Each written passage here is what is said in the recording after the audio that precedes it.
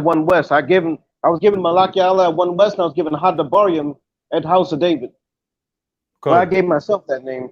So Malachi Allah is an Right. original name. Nobody else got that name, not that I know of. All right, come. So we're live. I don't know what's going on with the brother in England. I'm not reaching him, but right now on the line, it's the true He can disciples of also Christ. he can also come later. He can come later. I'm not gonna be up here long because I got I you. have I got to. you. I got you. Yeah. I mean, so right now, it's myself, Yeshaya, and Malachi Allah. And so, basically, we wanted to talk about a lot of the wickedness that's going on. I'm going to mute you for a second.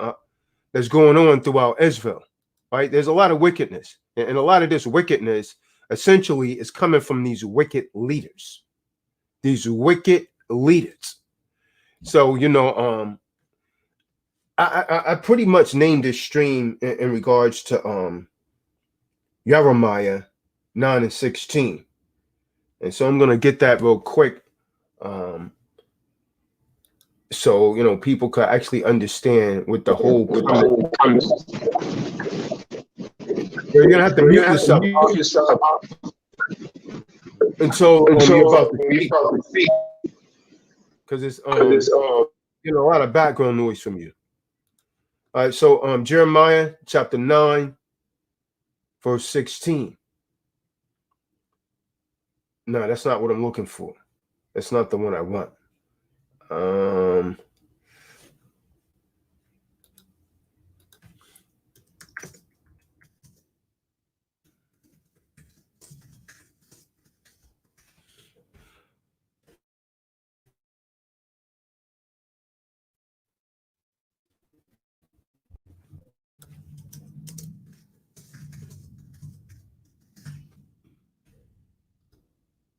Actually, it's Isaiah 9 and 16. The leaders of this people cause them to error, and they that are led of them, meaning by them, are destroyed. So the Bible said the leaders of this people cause them to error, and they that are led by them are destroyed. And so we're going to touch on a lot of things tonight. Hopefully the brother from England will be on soon. Malak, Ya Allah, you could go ahead and unmute yourself and you could go and speak. I mean, so we're just discussing a lot of the wickedness that's actually been going on in Israel, and why men has actually literally been trying to ignore it, hoping that it goes away, right? Attempting to ignore it, won't say anything. Now, if someone's not guilty of something, my good brother Malak Ya Allah, you're going to speak out against it, right? If someone charged you with something and you're not guilty of it, are you not going to speak in your defense? Or are you just going to try and ignore it? For instance, Nasi Yashavel. Remember when he was charged with, this molestation? The brother deleted all of his pages. The brother disappeared, like went in the dark. To me, that's an admission of guilt. Because if you're not guilty of something, why not present your defense, right? If you're falsely charged, why not present your defense? I mean, I think we lost the brother. Someone speak for a minute. I'm trying to contact this brother in England and find out why he's not calling in yet. Shalom. Who's Iran, Israel? Who's this? All right, hold on. Oh, that's you? Hold on 1 second. Can you hear me? Yeah, I can hear you now. I was yeah. I've lost. Hold on, brother. Oh yeah, no, we can hear you. You can't hear us. I can hear you clear. Come on back in. Yamia, hold on, brother. Yeah, we got you. Okay, the volume's a little bit low. It's on your side. Okay. I can hear you loud and clear. Okay, that's good. It's a little bit low on my side. All right. What's the topic today? I mean, the topic is Isaiah 9 and 16. For the leaders of this people cause them to error. So it's very quiet at my end. Say that. Could you repeat yourself? Sorry about this. The volume at your end is quite low. Book of Isaiah, chapter 9, verse 16. For the leaders of this people cause them to error, and they that are led of them are destroyed. So basically, these people that's actually being led by these wicked leaders essentially are destroyed. They're destroyed for a lack of knowledge. In accordance with Hosea, 4 verse 6, for my people are destroyed for a lack of knowledge. Because if they were in the right spirit, they wouldn't be led by them anyways. They wouldn't allow these wicked people to lead them anyways. Right.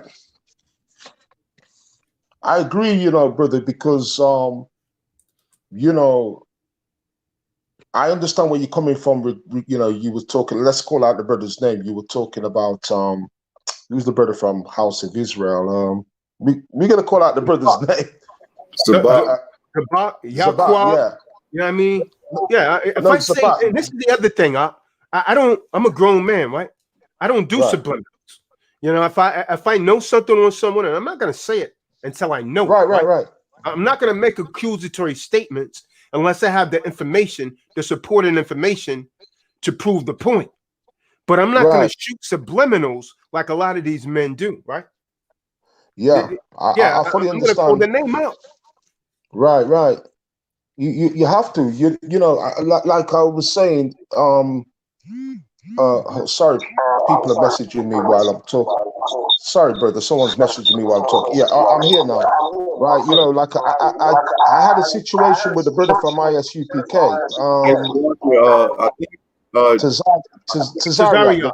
Tazaria. Talk, brother. There we go. Right, and what happened was, he was doing a blog, and I think I mentioned it to you before. Where he was slandering a brother, accusing him of pedophilia, rape, and so on, right? Because a sister told him, right? And they were saying that the brother was on the run, right? You listening?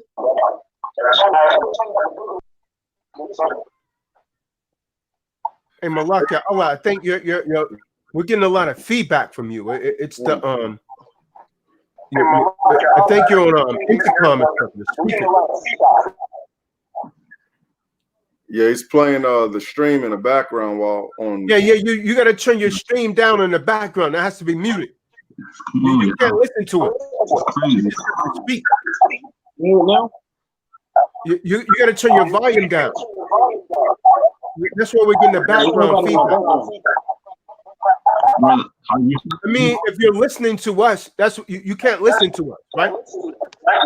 Like my volume on my YouTube is mute. Otherwise, you get this feedback. I don't got anything. I don't hear anything. What's that? Now it's gone because you muted yourself.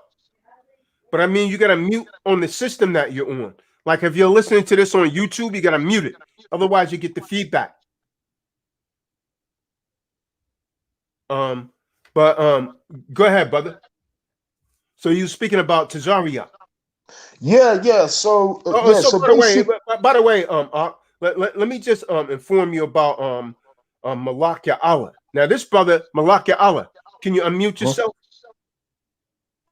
Now, can you tell him how long you've been in the truth? And, this guy's been around for a long time.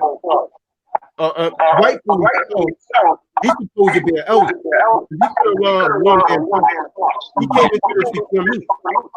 Tell him a little bit about yourself. Are you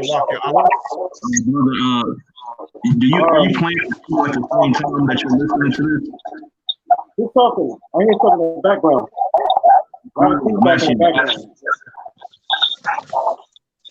You hear me? Yeah, go ahead. All right, my name is Priest Malakia Allah, also known as Apostle. The reason why I say I'm an apostle is because the time that I have in this truth, I consider myself over a bishop. I consider myself an apostle, like, not one of the 12, obviously, but an apostle is a messenger of the Most High. And a bishop is just a local.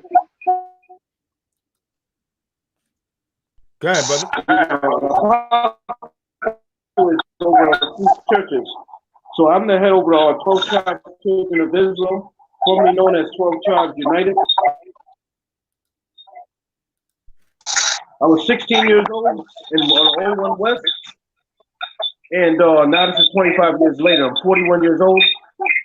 A brother on the phone tried to tell me I wasn't an elder because I wasn't 50. We know that's dealing with the Levites. You know, you could be at different types of elders. And I don't gotta be, because here it is, you got a man that's 50, he came in two years ago, and I'll be 40, let's just say I'm 40, and I came in 20 years ago. Who's over who? So that's why I don't subscribe to that full of that. But I do understand that is the age of my priest. That's actually the age of Aaron, this high priest. So yeah, I was in the 01 West. 6 months later, y'all hear me? Come on. 6 months after I came into the truth, which you call the truth today, there was a split that happened. 6 months later, December of 1995, approximately. I was in Connecticut. By the way, I came in Connecticut June 1st, 1995 on a Wednesday night. If you look it up, it was on a Wednesday night. So I came in, and 6 months later, there was a split that happened that formed the House of David. And I'm gonna tell you something that a brother from the House of David told me, and this is one of the elders. When Masha started the House of David, he wanted us to leave Oneness doctrine. His statement was, we're not going to be like them. These guys hate black women, and they curse people out. I mean, I don't want to speak too much on it, but Masha's thing was to create school different than One West. Do everything different. And brothers didn't follow that. They call him King David, which is, you know what I'm saying? First of all, even if he is King David, he's not Yahweh Shai. But, you know what I'm saying? He did hold a position as a king to be the head. Brother, we all kings. The nation of kings are kings. There's nothing wrong with calling that man a king, because I'm a king. But the real king, the king of our nation, is Yahweh Shai. That's the bottom line. He's the king of kings, Lord of lords. I'm a lord, I'm a king. He's the king of kings, Lord of lords. There's nothing wrong with that. But to turn around and say he's David in the incarnation, that was a little too over the top. But I'm not going to mess with that. So the split happened, and this was the information, this is what I was told. The brothers came, and they read the scripture that Yahweh Shai said, you're going to be in the 12 thrones, judging the 12 tribes of Israel, the 12 apostles. They wanted to set up the 12 apostles in 1995 here in America. Yahweh Shai told the apostles this. He said, in the kingdom, you're going to be on the 12 thrones judging the 12 tribes of Israel. Not here. You're not going to make 12 kings out down here, brother. We in captivity, brother. You know what I'm saying? So they tried to set that up, and brothers wasn't going for that. He said, that's madness. What are you talking about, 12 kings? So my shot, some of his top men were, oh, by the way, this is something that brothers will admit. Any brother will admit to you that there was a central command in One West that Lahab set up. He had Arya Allah, the brother who passed away. And this information. Now, let me stop you for a second. Can I just interject for a second? Now, I don't know if you've heard this, but the brother that you just mentioned, I heard he died from drug abuse. Exactly, but I was going to go into that, but I didn't want to go too far. But there is two witnesses. Good. The two witnesses. One was Lahab, who went out back. Lahab is back in the Christianity, basically Israelite Christian. Lahab was very close to Ariella because basically they used to be in the central command together, and they appointed under them was Johanna. Johanna was part of the central command.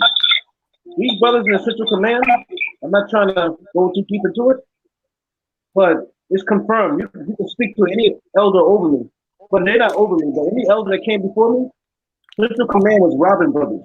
They had 30 tables making. Now, who was the central command? $500 a day. Who was head of the central command again? Repeat that again. Lahab.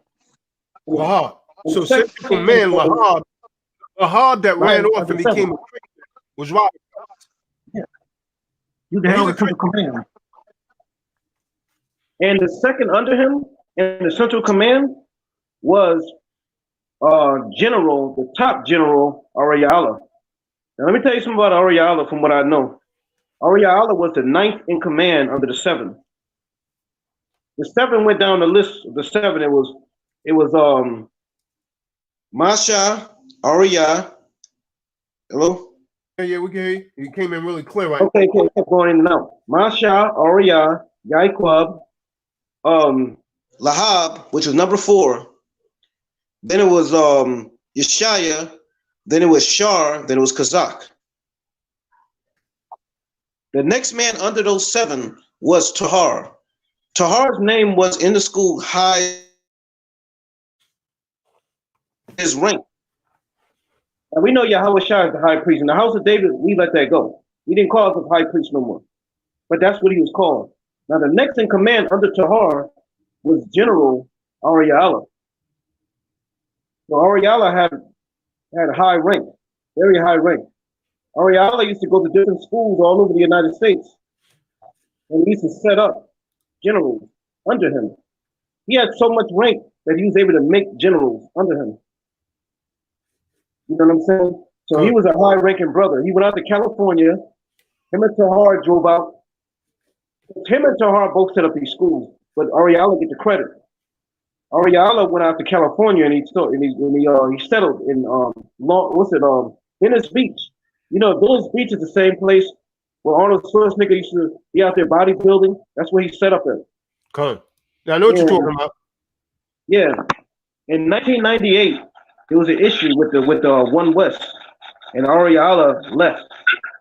He left in 1998, and after that, I didn't hear from this man. Nobody heard from him, not that I know of. Years later, in 2016, around 2016, right, 2015, I saw his son online. His oldest son name is Kazakia from ISBHK. It's a spinoff of ISUPK. They're in Houston, Texas.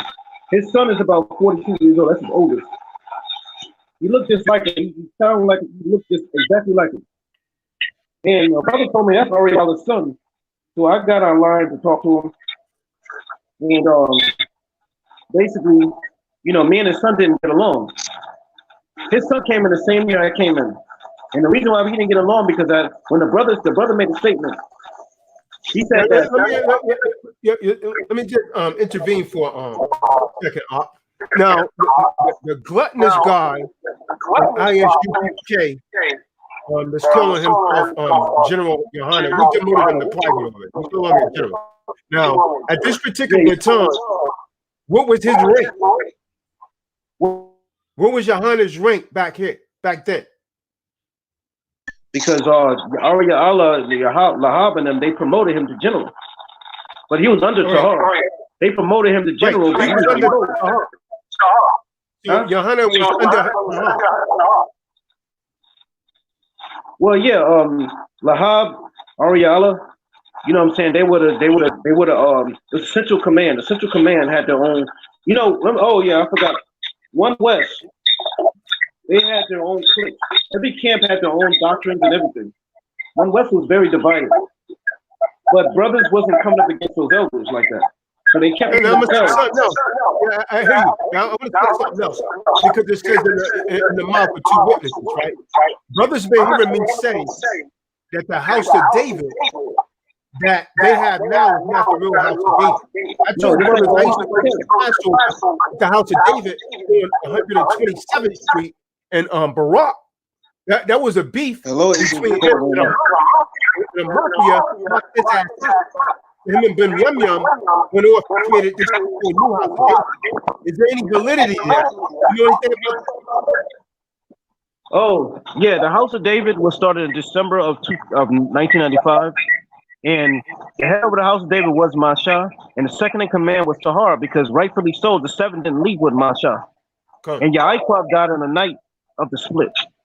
So he didn't go there. You know what I'm saying? So basically, when that was set up, so I can speak about the House of David because I'm more House of David than I am One West because I was 6 months in. Come. You know what I'm saying? So doctrine. I don't know why brothers are still following it. They're disobeying who the man they call king, King David. To me, Amasha is an elder, and he is the king of his, as a man. So let me ask you this though. Under Barak, Mattatha, Ben Yamyam, and the other people over there, was that the official House of David? When did this become known as the House of David? Well, Because I basically, do not acknowledge them as the House of David. it's just That's like not the House of David that I went to for Passover. Well, let me say this: that what happened was Masha, started the House of David, the original House of David, and in the mid '90s, no, the late '90s, I believe, there was a split between the mafia and Barak did have rank over a mafia because Barak was the third in command in the House of David. You know what I'm saying? Something happened. I don't know what happened. I can't speak on it. They need to get somebody up from one of the elders. But him and the mafia had a split. But instead of them splitting, they end up getting locked out of school. Who got locked out of school? They changed Come clean. Who got locked out of school? Well, Barak and Banyamyan, they changed the locks on them. They didn't want them back there. So when they came back to go back in the school, so you said a mafia didn't want Barak and Banyamyan back in school? Yeah, something happened. I don't know what happened. Now there you go. That's a mouth of another witness right there. I don't know exactly what happened. I'm not going to speak about it because somebody can come online that's been around that was in that when it happened. Because when that happened, I was still in Connecticut. I was already left the House of David by now. So, by the way, there was 3 houses of David. The one that Masha said, after that split happened, later on they ended up coming back together, but they still had their respective schools. Connecticut, when we split off House of David, we still kept the name House of David. So now we had 3 houses of David. But the original House of David was 464, 126th Street. And the one who took charge of that was a mafia. It could have been Barak earlier, but we know that the mafia eventually took charge of that. And let me say something. This is going to hurt some feelings, brother. When Masha was around, a lot of brothers left Masha, brother, and they left him. A lot of brothers that was not dealing with Masha, brother. Masha got abandoned by a lot of brothers. Before Masha died, he had like 4 brothers in his tent, brother. Those brothers abandoned him, man. Those brothers don't want to talk about it, but they abandoned him. They did exactly what Yeshaya and the rest of these guys did. They abandoned Masha. Yeah, Masha wasn't perfect, but he was a humble brother, and he was a brother who was tough. Now, in the mafia, that's why the most I jacked him up for people. They abandoned him, man. You know what I'm saying? And they call it the House of David, but they won't tell the history that they abandoned that man. They abandoned him and they came up against him. You know what I'm saying? They don't say that. But I know what they did. And now they're trying to deny it. The second I spoke to Ariel, you got a lot of noise in your back. I blasted Ariel Stone because he tried to say we need to follow the exact traditions of the elders of One West. And I said, so that means that I follow the year 2000? You got to follow that? So we got to call my son King David? We got to follow that?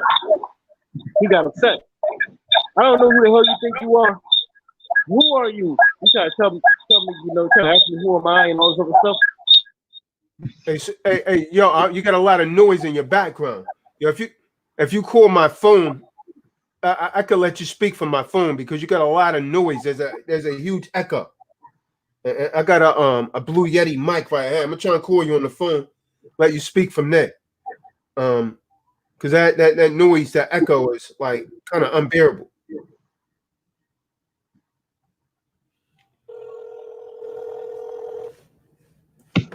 If you could pick up on the phone,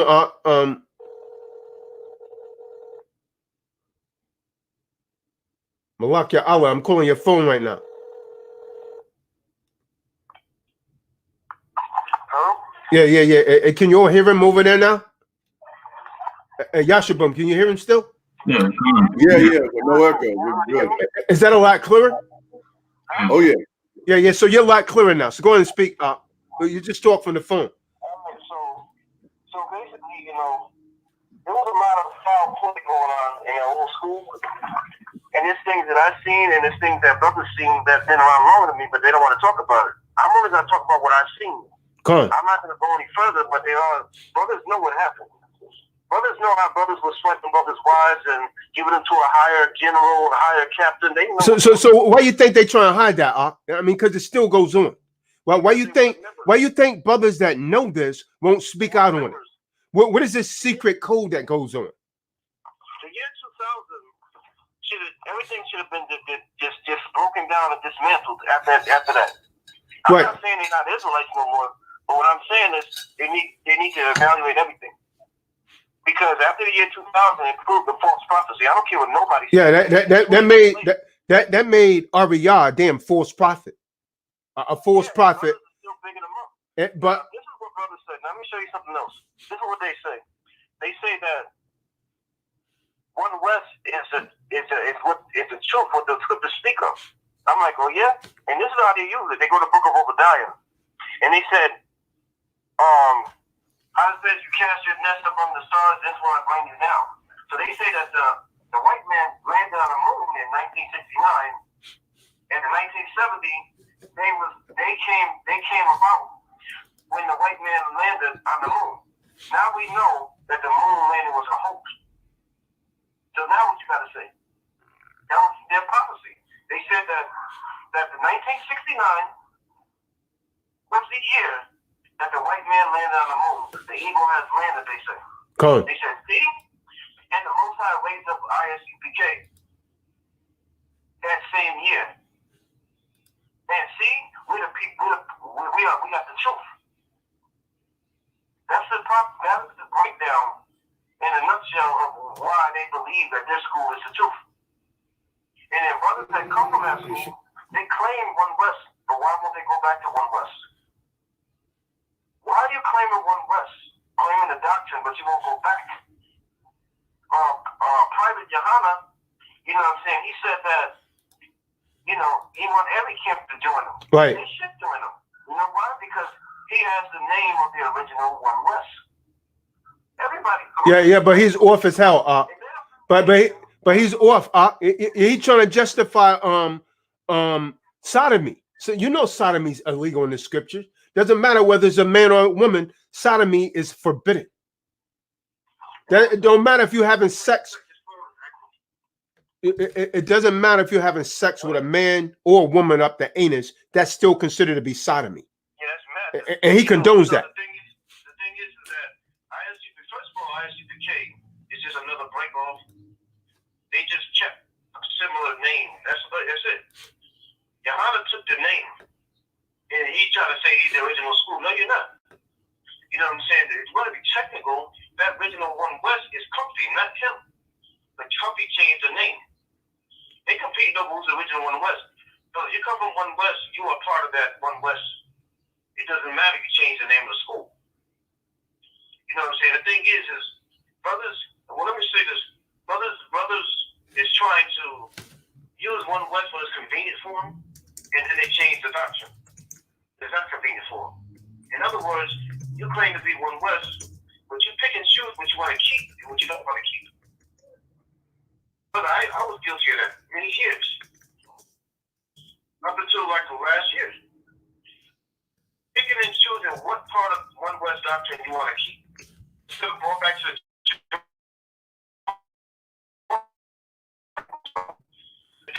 anybody know there is like there's some truth in them. But you picking and choosing what part of One West you want to keep in your doctrine. And that doesn't make sense. But when you choose to omit something from One West, they get upset with you. But I'm like, but then you admit that? You omitted that, didn't you? So you omit this, but I can't omit that. That doesn't make sense. You know what I'm saying? You can't be picking and choosing what part of, if One West was the truth, 1969, Eagle has landed and all that other stuff, then that should be what we should follow. Nobody is following the original One West in everything that they taught. Because if we're going to follow that, that means that we can deal with whores and all that. That's what that means. What it boils down to is building with each other. You know, there was some You can't be picking and choosing what part of One West you want to follow. You know what I'm saying? And that's because brothers would sit there. Matter of fact, One West didn't follow themselves with the new moon. They didn't follow that. And let me say this again. And I've told this to brothers many times. The 12 tribe sign was not written the way it is written today. On the chart. The original 12 tribe sign just said the tribes and it said Negroes. I remember that. I think these old Israelite groups still say it. I remember that. The Old Testament Israelites don't believe in that. The whole 12 tribe sign was Negro, and you still see everybody else have it but One West. But yeah, I'll say this though. I see a lot of hypocrisy amongst Old Testament Israelites. And what I mean is, what I mean is this, right? And I want everyone to think about, reflect on what's being said here, right? If you're an Old Testament Israelite, that means you live by the Torah, right? Why they not sacrifice an animal still, right? If you're an Old Testament Israelite, they're supposed to be sacrificing animals at the altar still, right? Because they don't believe in Hamashiach. If you're an Old Testament Israelite, you're supposed to be stoning people to death for adultery. Why are they not carrying that out? You see what I'm saying? I'm cool with a few Old Testament Israelites, and I'm not going to speak bad about them, but I have presented it. Yeah, but you have to challenge that though. You have to challenge that. Everyone understand what I'm saying? If you're saying you live by the laws of the Torah and that Hamashiach, he never came, because a lot of them trying to say it's talking about David when it's speaking of Hamashiach, then why the hell are you not sacrificing animals at the altar, right? Why are you not stoning people to death, right? You know what they might say that first of all, we used to hit them with and they'd be quiet. Because people don't have to do any captivity. I'm like, what scripture is that? Right. I guess we can't keep the Passover eating because we're not in Jerusalem, right? Which is another heresy. That's heresy, brother. See, and so that's why we have to have venues like this, man, to get rid of the madness. My brother said that we need that council to bring all Israel. He made a certain name, and the name you said that you didn't really like it. I mean, I don't really like it. I don't really think it like that, but I'm saying this concept. But I'm gonna say something about that though. I'm gonna say something about that. After I spoke out, I haven't heard from that brother again. So I think someone. Yeah, I know where he is. I know where he is, but I haven't heard from him again. Doesn't really matter. He put himself in the position as a man, and I think it was very hypocritical of him because he reached out to me. You see what I'm saying? I'm gonna speak truth, man. And if I see folly on someone, I'm gonna call that asses out. You understand what I'm saying? If he's trying to bring in people that may not be Israel, that's the issue. But I don't know about that. Now I'm talking about this man hit me up, and then when I messaged him again, I haven't heard from him. And there was certain extenuating circumstances. But the thing is, I mean, out here, but he's going. The thing is that he made it. Brothers don't want to jump on that. Brothers won't want that because he said that he's trying to do what I wanted to do. I wanted a 12 tribe united council where we literally sit down and go over doctrine. Okay, the Masur Allah Yasser, they got 4 days. The brother Aina, who I don't talk to anymore, I told him because Aina is the second in command of Mount Zion. He's like, he's been in the church for like 20 years. So I said to him, brother, I have a problem with these unity camps because they're not doing what they're supposed to do. And he was like, brother, we'll talk about that later. I said, no, brother, y'all have 4 days. Can you dedicate 1 day to move the doctrine? I think you should do it every day. But can you do out of the 4 days, you go 1 day to move the doctrine? Why? I'm not saying you want to unify brothers, but the scripture says there'll be no division among you. You know what I'm saying? If me, you, and Qadab, we believe similar things, but if we came together in the council, we're going to have to discuss the differences. Because all three of us believe a little bit different. But we believe that the Israelites are black and they always have been. But the way we look at things, there's some brothers that trying to paint us as Hamites. I'm not no damn Hamite. The Romites were not Hamites. Well, they're not brothers, y'all. They're not brothers. I'm gonna call them what they are. They're damn Spanish men. They're Edomites. They're Edomites. They're not brothers. No, but I ain't talking about that. I'm talking about brothers who believe in the Negro. No. Yeah. But what I'm saying is that now I disagree on certain things, but if we disagree on one or two things, we can settle it.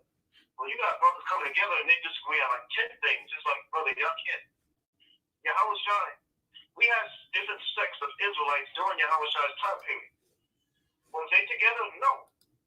And they believed similar. But one thing they agreed on was the law, the Torah law. All of them. When Yahweh Shai, the Pharisees, Sadducees, Essenes, Zealots, everybody went in that temple. They all learned the laws together. So their laws was not the problem. It was their personal beliefs. What we're dealing with today, well, we don't even believe the same law. Because my brother tells me the Sabbath is on the new moon. And I'm saying that on so-called Friday night to Saturday night, sundown. Brother, how can we even go further at that point? Because the Sabbath is important. You cannot brush that off. You cannot say, oh, we don't believe the same. Oh, we just don't believe exactly. No. That is a major doctrine. That's enough to split or put somebody out of school. Because it's true. It's major.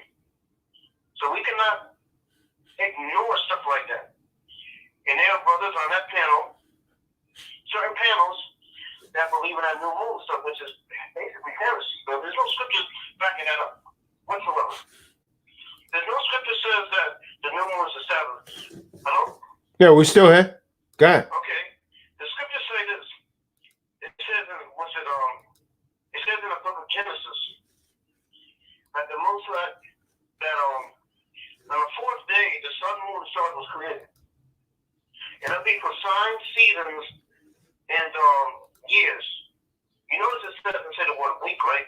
But every time the scripture say week, it's talking about the seventh-day Sabbath.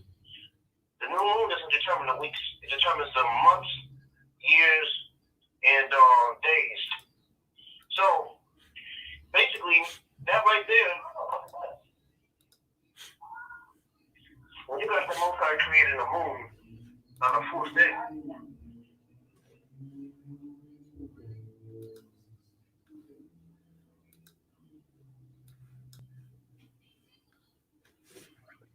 you got the moon created on the fourth. Hello? Yeah, we're still here. Huh? I had some problems on my own. There are people who downstairs or whatever. But the moon was created. The moon was created on the fourth day. And the seventh day Sabbath was on the seventh day. We know that they're not the same.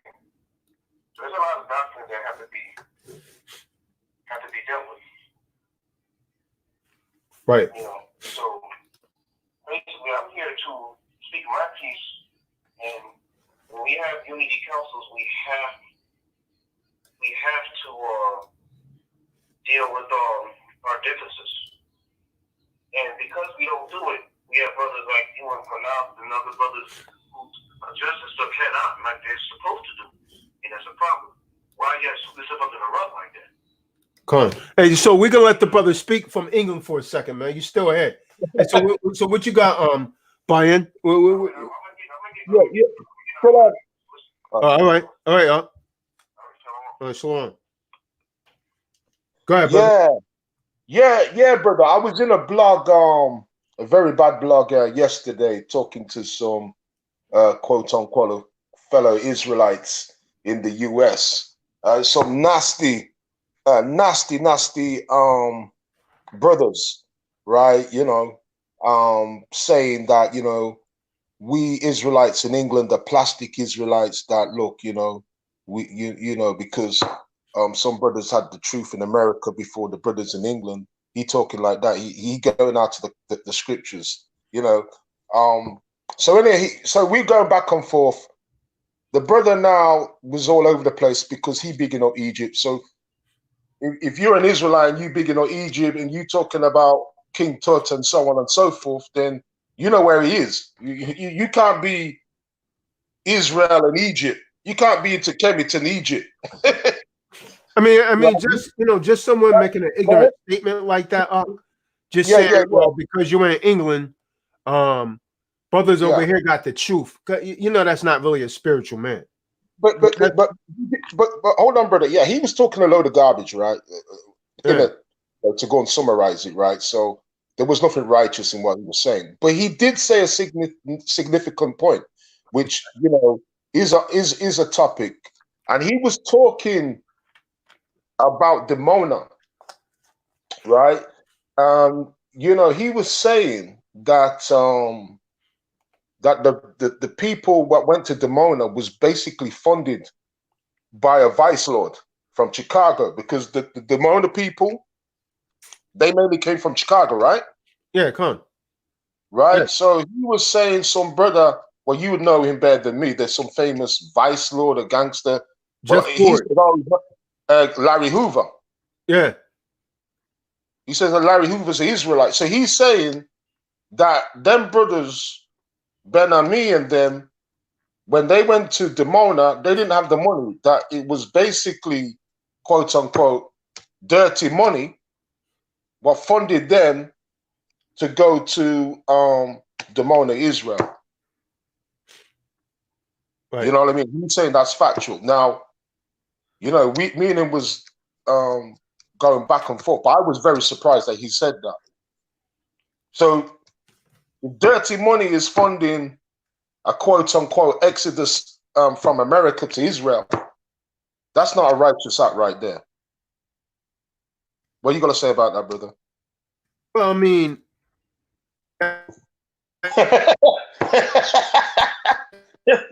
talk to me, brother. No, I mean, that's really an accusatory statement, but whether it has any validity or not, this dude would have to prove it. You see what I'm saying? He would have to produce. He would have to produce passports and funding sources that said that this man literally financed that. You understand what I mean? Because what was significant, brother. He did. He was showing a photo of Larry Hoover in some Israelite gowns. Well, I mean, that doesn't mean anything. I understand this. There's a lot of gang people that try to affiliate with religious organizations to hide behind that as a shield. Do you know what's the guy's name? Jeff Forbes. He was affiliated with the Moorish movement. You understand what I'm saying? Right. Hard body as a way to make it seem as though he was going for a noble purpose. You understand what I'm saying? Right. So what you say? So what you saying that's a major accusation? That's a very. I mean, even if it is, let me tell you this. Don't think for 1 second. If I thought that the Most High could put the Spirit on me to unite the Bloods and Crips to come together in peace and be Israelites, I would do it as a drop of a dime.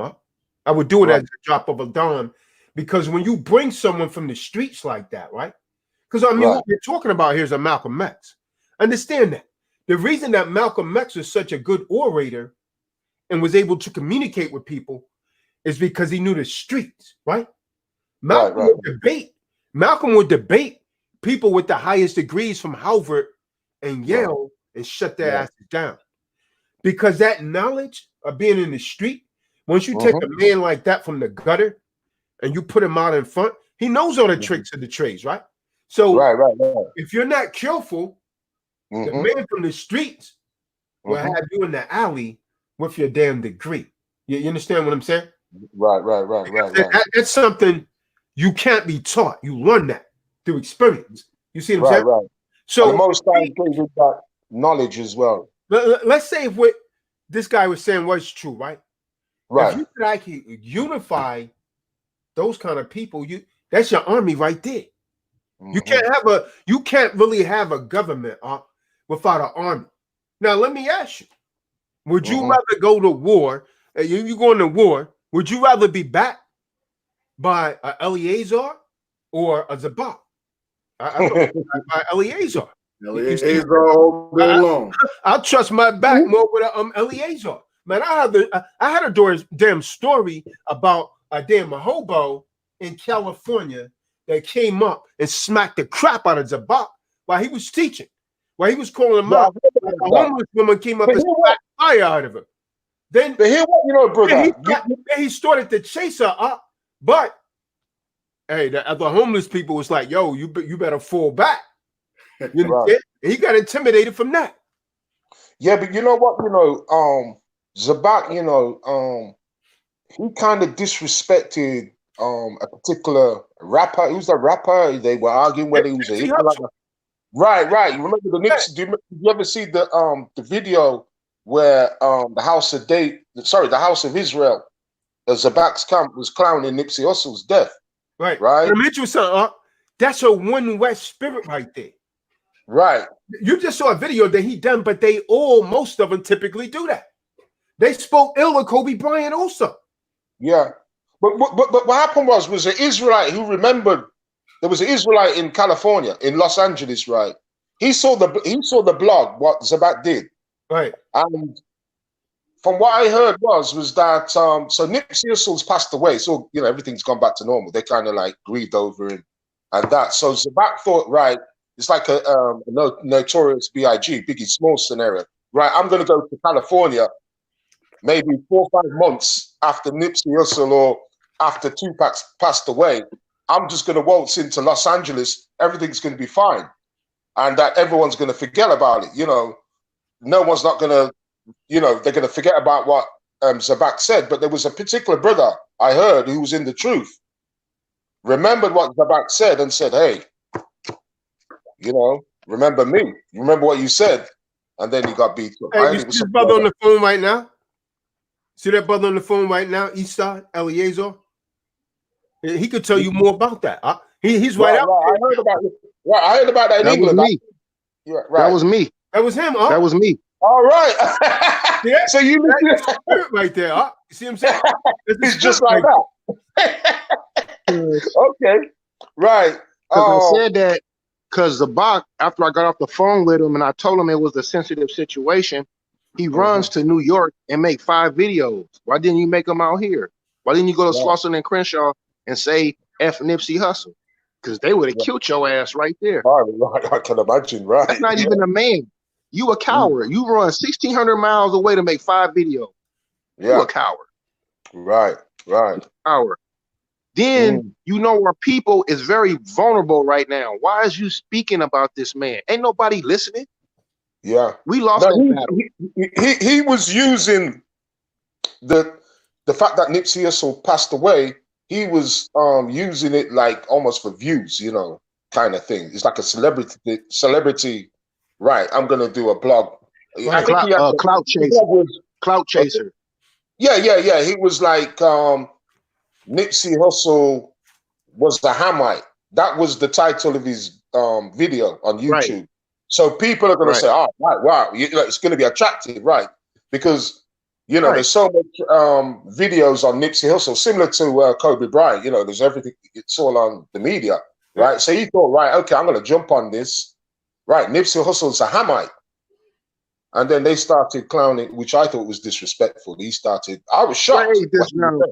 Now check this out. In England, when he said that, the Neighborhood 60 gang, they called Tookie Williams' son. You know who Tookie Williams is? Yeah, he's the famous. He's the one who created the Crips, right? Is that right? Right, the one they executed. Yeah, that's correct. Yeah, I know. Like Big U, the one that's a major factor in that game. He know Tookie Williams' son. Everybody was at his pop's funeral. He called him and tell him they finna start killing us. They finna be on our head. He called me. I call Ala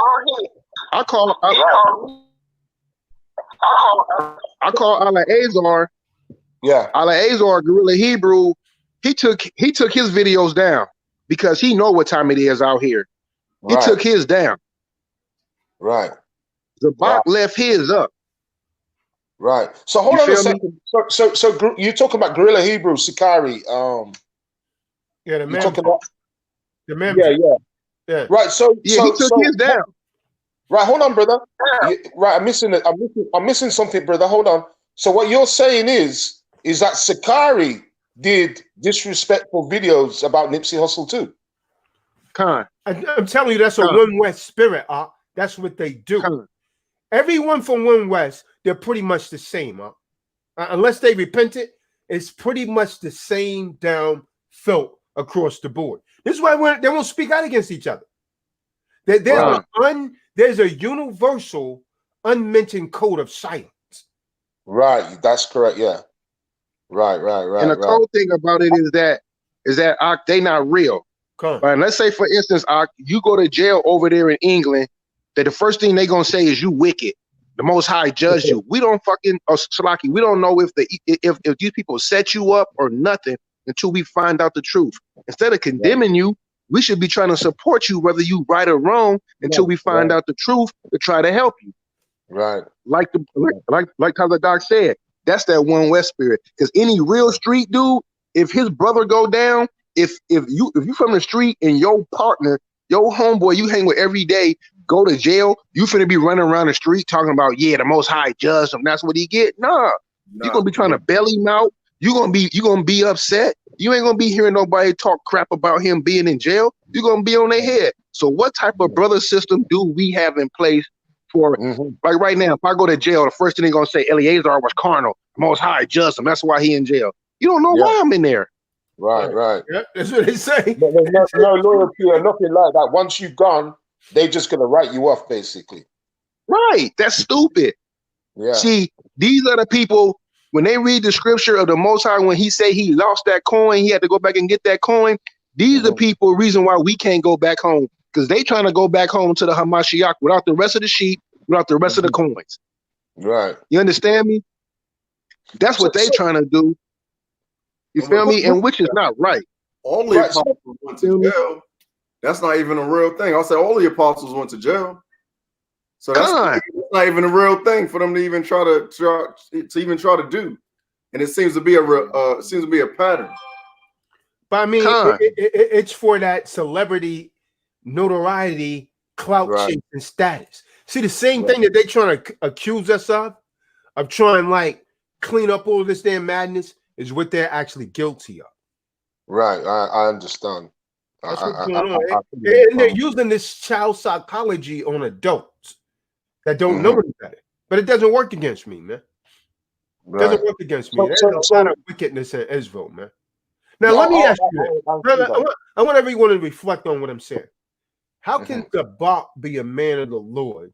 He's violated several men's wives, yet he's still teaching people. That means he has no fear of the Most High, man. That means he can't believe in the scriptures, man. This man can't believe what he's saying. Otherwise, he knows judgment is coming to him, man. You understand what I'm saying? God.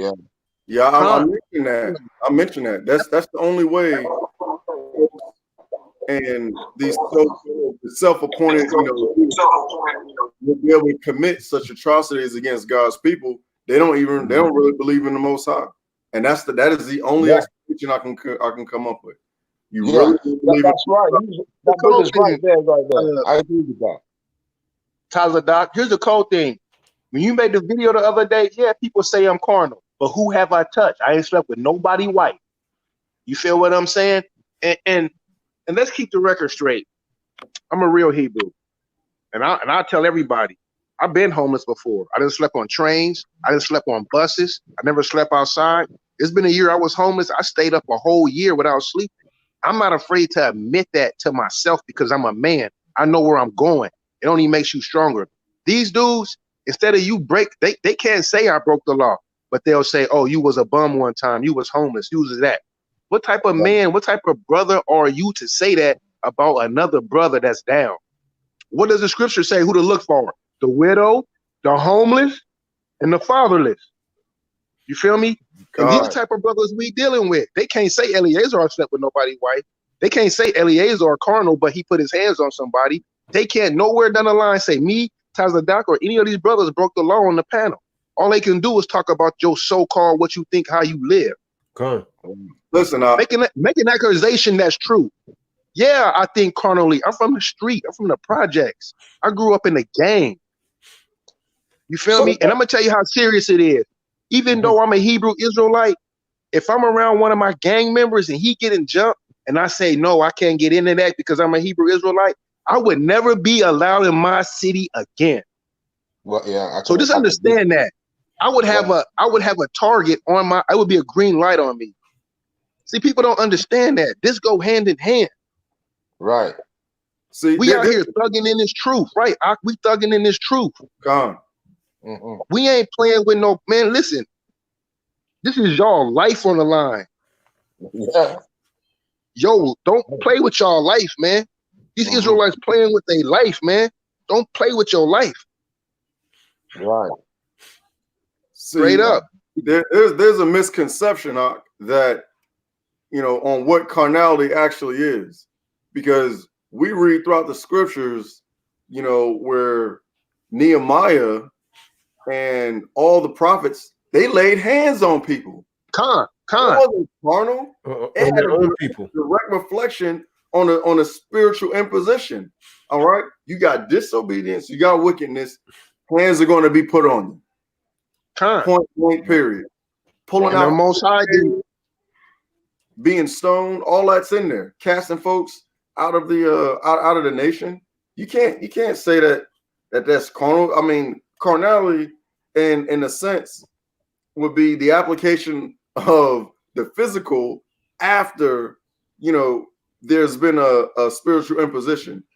Now, the carnality that they're talking about, or that it should be referencing, is stuff that has absolutely no spiritual reference at all whatsoever. No reference of the Most High or His Son at all whatsoever. But nah, you ain't carnal. You spot on.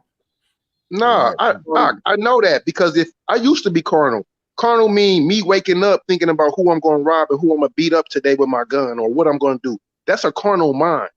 Right. See, these dudes, and like a lot of, they not used to real men. They haven't been around no rough men. And if they have, those were the men that they were scared of in their neighborhood, because they didn't have the heart to stand up. This take heart. You ain't got to have nothing else but heart. You got to have a heart for this. It ain't the stomach. You got to have a heart for this. Right. A brother done slept with a man's wife over 10 times in Israel and ain't nobody said nothing, and we got a government? Right. Man, please. I tell you what, I was telling the brother today that's on their council, that fool with them, we not stopping till all y'all wiped out. Because y'all ain't no government. Y'all like Samuel's sons. Y'all like the prophet Samuel. Y'all like his sons. Just y'all like taking briberies and all type of crap. You supposed to be the judges. You supposed to be the government. Absalom. Y'all taking briberies. Absalom. You stealing the money from the people. Wow. Now, when the Most High ready to deal with you, He sent some real men on you, some real wolves, because they say the Most High, He worked through man. I don't know why they seem to always forget that. The Most High, are you carnal? The Most High wouldn't do that. man, But the Most High worked through man. The Most High might send me to get on your head. Right. And you know, and I was talking to the brother, you know, from the house of David. He was saying that, you know, he came in the truth in, I think it was something like 1994. You know, the big Jamaican brother. House of David. Yeah. And he said from day dot he heard about Zabak sleeping with women. But he said that no one's come to light with it, right? You know, so it's like a rumor that it's not confirmed. But he said that those rumors have been going on since we're talking over 20 years. So, you know, I don't know. Brother, you know, brother, he's saying that there's no evidence, but he's heard the rumors from day dot. Come on, so people. I'm not saying that's what he's saying. That's not me. I'm just right. saying, right. That's the cover up, man. That's the cover up. That's the cover. Okay, right. I mean, you got people that's literally confessed to certain so-called elders. You understand what I'm saying? And they trying to silence it. They trying to push it under a rug. Like I said, there's a code of silence, man. So it's like you see him find others on like no snitching. It's like you got ISUPK, GOCC, right? A guy from GOC did that, slept with that person's wife, slept with an underage girl. You know what? Don't say anything. It's like a code of silence, right? Let me hit you with something, Mark. Well, that sounds like a bunch of thugs. These men that call themselves priests, right?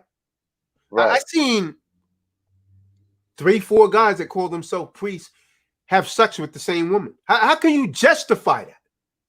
Wow. After one of them knew she was with the other man. How in the hell can you justify that and still trying to stand in a leadership position? Justify you're right. that with the Bible. Yeah. You can't. You can't. It's a mockery. You're wicked and you shouldn't be teaching. It's a mockery. You know what I'm saying? It is a mockery. You know. And so if nobody says anything, you see how the guy Matata was say, well, I've been hearing rumors for years. Yeah. But what did you do about it? Swept it under the rug. So if no one says something, he's able to continue. Right. He's able to continue. Mm-hmm. And obviously the men, let me hit you something. A lot of these men, don't you know, they was under this wicked ass Negro. They was in his damn camp. Right. So he was some authority figure over the men. The men had trust in him, right? Because you know when you're dealing with any kind of religious organization, and Israelites are a religious organization, that's another damn lie they used to teach. Oh, we don't believe in a religion. And what the hell is it then? Look, go and define the word religion, the etymology of the word. It is religion. You understand? So people look up to priests, right? People look up to bishops. They put trust in them. You see what I'm saying? A lot of sisters will go to a man that's in a leadership position, and he will use her weakness at that time to get sex from her. And then that wicked Negro would tell her, this is what God wants. This is ordained by God. And in an emotional state, she will right. If her spirit's not in the right place. Right. And so that's why these kind of men have to be friggin' eliminated from amongst us, man. Right. Yeah. They gotta go. Right. So you know I'll show you, man. I'll tell you straight, man. I'll show you what a real warrior is. I would want that damn hypocrite to try and violate my wife or someone. I'll show you what a real warrior looks like. And I put my life on that, man. I'll show people that I'm not just about talking. I will carry that thing out, man. Right. If a man doesn't stand up, it's a weak ass man, right? If a man doesn't stand up to defend his wife and children, nigga, you need to die. You need death. You should be praying for death. Now, all of them damn men that allow this wicked demon to violate their women, that Negro need death. You understand? He needs death because he's not a real man. He's a damn beta simp. He's a damn simp male. You understand what I'm saying? Yeah. A damn weak, effeminate simp male that not only women take care of, but a damn alpha male will come over and walk on him like a damn doormat. And that's what's going on. That's why this Negro's been able to get away with this for so long, man. He preys on women of men that's a simp. You understand? He preys on those kind of men. Because he knows. I'm gonna tell you something. I'm gonna tell you something about a guy that's a real dude, right? When you dealing with a real man, another real dude is not gonna just talk to another real dude any kind of way because he knows that there's consequences. You understand what I'm saying? Every time. Yeah. Another real dude is not gonna go and just pop off at the mouth. You know what I mean? Because there's a G code. You understand what I'm saying? There's certain things you don't say to a real man. You know there's consequences. You see what I'm saying? You can't take that back, man, once it comes out of your mouth. Now you got to deal with it. Now you got to be accountable for the words that came out of your mouth. You understand what I'm saying? Because there's a certain code of respect that you got to give a man. You understand what I'm saying? We're dealing with, you know what I mean, principle here, right? These are principalities, man. There's certain principles you don't cross, man. And that you don't violate a man's woman, not a real man. You don't play with a man's money. People die over that. Some people might die over $10, man. I seen people get shot, stabbed over dice games. When I was in the war, it wasn't $10, you know what I mean? It's the code, man. It's the principle. Like you don't do certain things. You don't disrespect me before other men. You see what I'm saying? Because I got a character to maintain. And now that you do that, I got to deal with you, man. You understand? That's right. So, brother, you know, so touching on something, do you think that the image of the Israelites is in question? Where, you know, you got like outside people looking in and saying, well, look, Big time, bro. We got a black eye, bro. We got a major black eye in Israel. Let me hit you with something. Let me answer that. You know what I'm trying to say? Let me answer that real quick by someone, right? That I was talking to someone, right? And when I told them that I was an Israelite, they was like, no, you can't be. You mean to tell me you one of those guys that own this? Right. That's what I get. They was like, nah, I don't believe that. You're playing because you're nothing like that. You see what I'm saying? Yeah. It was like, you're nothing like them. That's impossible. You can't beat them. I was like, no, not all of them in that way. And they're giving people a bad influence of who we really are. And then I told them, you're an Israelite. They was like, nah, I can never be affiliated with that. I was like, you are by bloodline. You're an Israelite. These people are just making the world hate us. You see what I'm saying? They're making the world hate us, man. They gave us, I'm telling you, they gave us a major black eye, bro. From that Nipsey situation. We ain't sending flowers. We wasn't sympathetic or empathetic to these people issue. And then Tazadat, to agree with you saying, when I meet a woman and she found out I'm an Israelite, she said the same thing. You one of them dudes that be standing on the corner? I'd be like, yeah. Well, how come you don't act like them? I'm like, no, everybody they sure be looking at me, want to cuss me out. They see me in my Tesla car, they sure be looking. Like I know they want to say this and that. And I'd be like, nah, everybody ain't the same. That's a one West vibration, man. It is. And some of them are trying to kill it. I'm sure because some of them trying to cover it, right? Because they know semantics. Some of them are trying to smooth it out. But that's what the scriptures say, to try every spirit, man. I try every spirit. I'll sit back and watch, man. And then I watch them play themselves, man. You know, man. Yeah, brother, you know, because like, you know, over in England, right, you know, it was seen like GMS, maybe 2 years ago, you know, they had a terrible reputation. They were saying like, you know, out of all the One West Israelite camps, GMS was the worst.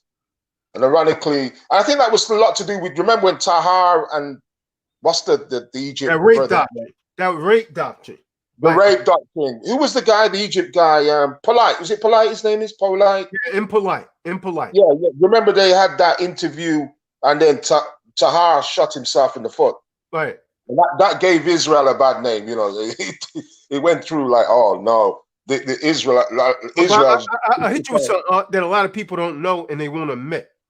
A lot of these guys that you see out here, Tahar is responsible for teaching a lot of these damn guys. He's responsible because at the end of the day, man, he was a very wise man. He was a very wise dude, man. But the spirit, he was. You know, your oil goes out if you don't stay in the right spirit. When you start telling men they could go and get Edomite hookers and all that, your oil has gone out. You understand? Just call it how I see it. Your oil has gone out. When you tell men they could go to strip clubs, man, don't be telling your woman what you could do, man. You know, just go on and pop her. Don't tell her you're an Israelite. That's off as hell. So how you gonna be with a woman and you're not teaching her the Bible? How's she gonna live by it if you're not willing to teach her that? You understand? Right. You never saw the video. You never see the video. I believe it was last year when ISUPK were in the strip club. What? I didn't see that. Heck no, I didn't see that. Right, and everybody was going crazy about that. How do you justify that? You got the link to that video? I'll post it in the room right now. Oh, I'd have to dig that one out. But everybody. You remember the name of it? I can't remember. It was an ISUP guy who posted it. Wow. He was like, he's in the strip club. They were dancing. They you know, shaking. I've never been in a strip club in my life. That's just not me, man. Right. Because to me, hey man, I'm talking about the strip club, man. Suckers do that, man. On the real, suckers do that, man. You go in there, you look at a woman shaking her behind and all of that. What the hell are you going home and masturbate? Unless you're going to pay for a trick. You're a trick, and she's a trick. Understand that, man. I Understand appreciate that. it. You're both tricks. She's tricking you for the dough, and you tricking her for a piece of her funky tail that's been passed around consistently, man. Right. Understand that. Bring out the precept, Art. It's the book of Galatians chapter 6, verse 3. For if a man think himself to be something when he is nothing, he deceiveth himself. Come on. That's madness, man. Up at strip club. Yeah, I'm the so and so. So yeah, you know, they seem to be all the camps, they seem to be bending scriptures to suit their agenda, you know. Every single one, man. Every single one. And so when you know something's wrong and you don't speak out on it, you're wrong. You're wrong. Yeah. You're guilty. Make you guilty. They'll be calling you an agent. They'll be calling you an informant. They'll say that you're an agent. Oh yeah. That's what they call me. No, I say, yeah, I'm an agent for the Most High. I'm an agent for Yahweh. You damn right. I'm gonna expose your body, man. And so I know they looking for something on me. These Negroes be praying for my downfall. I know it. They hate my guts, man. You know why? Because I've been always like standoffish to this, man. They invited me to some of their things to be a part of it. I'm like, nah, I can't do that. The Most High doesn't want me under no other man. I gotta rebuke this madness that's going down. They don't like me, man. But I'm not here to be like, man. I can't remember the last time they paid my rent, my anything, put food on my table. You see what I'm saying? Right. Do you think, though, brother? You know, I'm looking at it from an imagery and reputation thing. I mean, you're right there in the jungle, right? So I'm in England, so I'm from the outside looking in, and to me, you know, it's like a mess. I'm looking at a mess. Yeah. Right. Do you think that and this has been a mess for years? Agreed. I mean, you're talking about it's been a mess since they created that damn 12-tribe chart. It was a mess. Let me tell you something. These men came in with an intention to deceive people. This whole thing was created on deception because One West pretty much stands on that 12-tribe chart, man. When you destroy that, you're destroying much of their doctrine. You see what I'm saying? When you start tracing it back to Ariad's father, where did he come from? Hold on, brother. Get back on the core, man. Hold on, brother. You're moving too fast. Who's Ariad's father? Yahweh. Right. Okay. Yeah. Where did he learn it? Anyone know where he learned it? Malak Ya'ala, get back on the core, man. Stop running, man. I'm the one that's talking. You ain't gotta be afraid. I'm the one that's talking. I'm gonna hold you down, man. You know what I mean? Stop. You know who's saying. Brother, what I'm saying, just one more thing, brother, before he comes in. You there, brother? Yeah, I'm here. Yeah, he might not be him. He might want to go now. I can't see this mess ever being clear, you know. It's not. Not. They're praying that we go away, man. Continue the mess.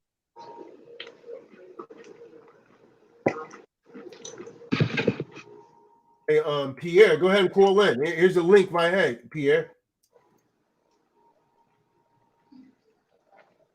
Yeah, call in. Speak your piece, man. You call in right there. There's a link, Pierre. Mala'ak. Now, where did Ariel's father learn that, Mala'ak? Well, how you gonna see that? But I keep knocked off every time. I'm a master martial artist. I ain't for nothing, brother. I don't give a damn about those dudes. Can't hardly hear you, man.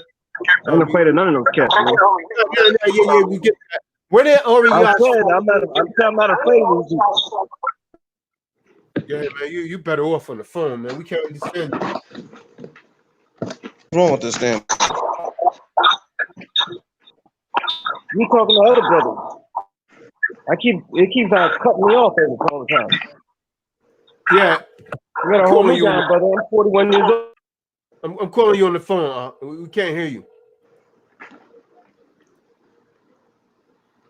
Yeah, go ahead and call in.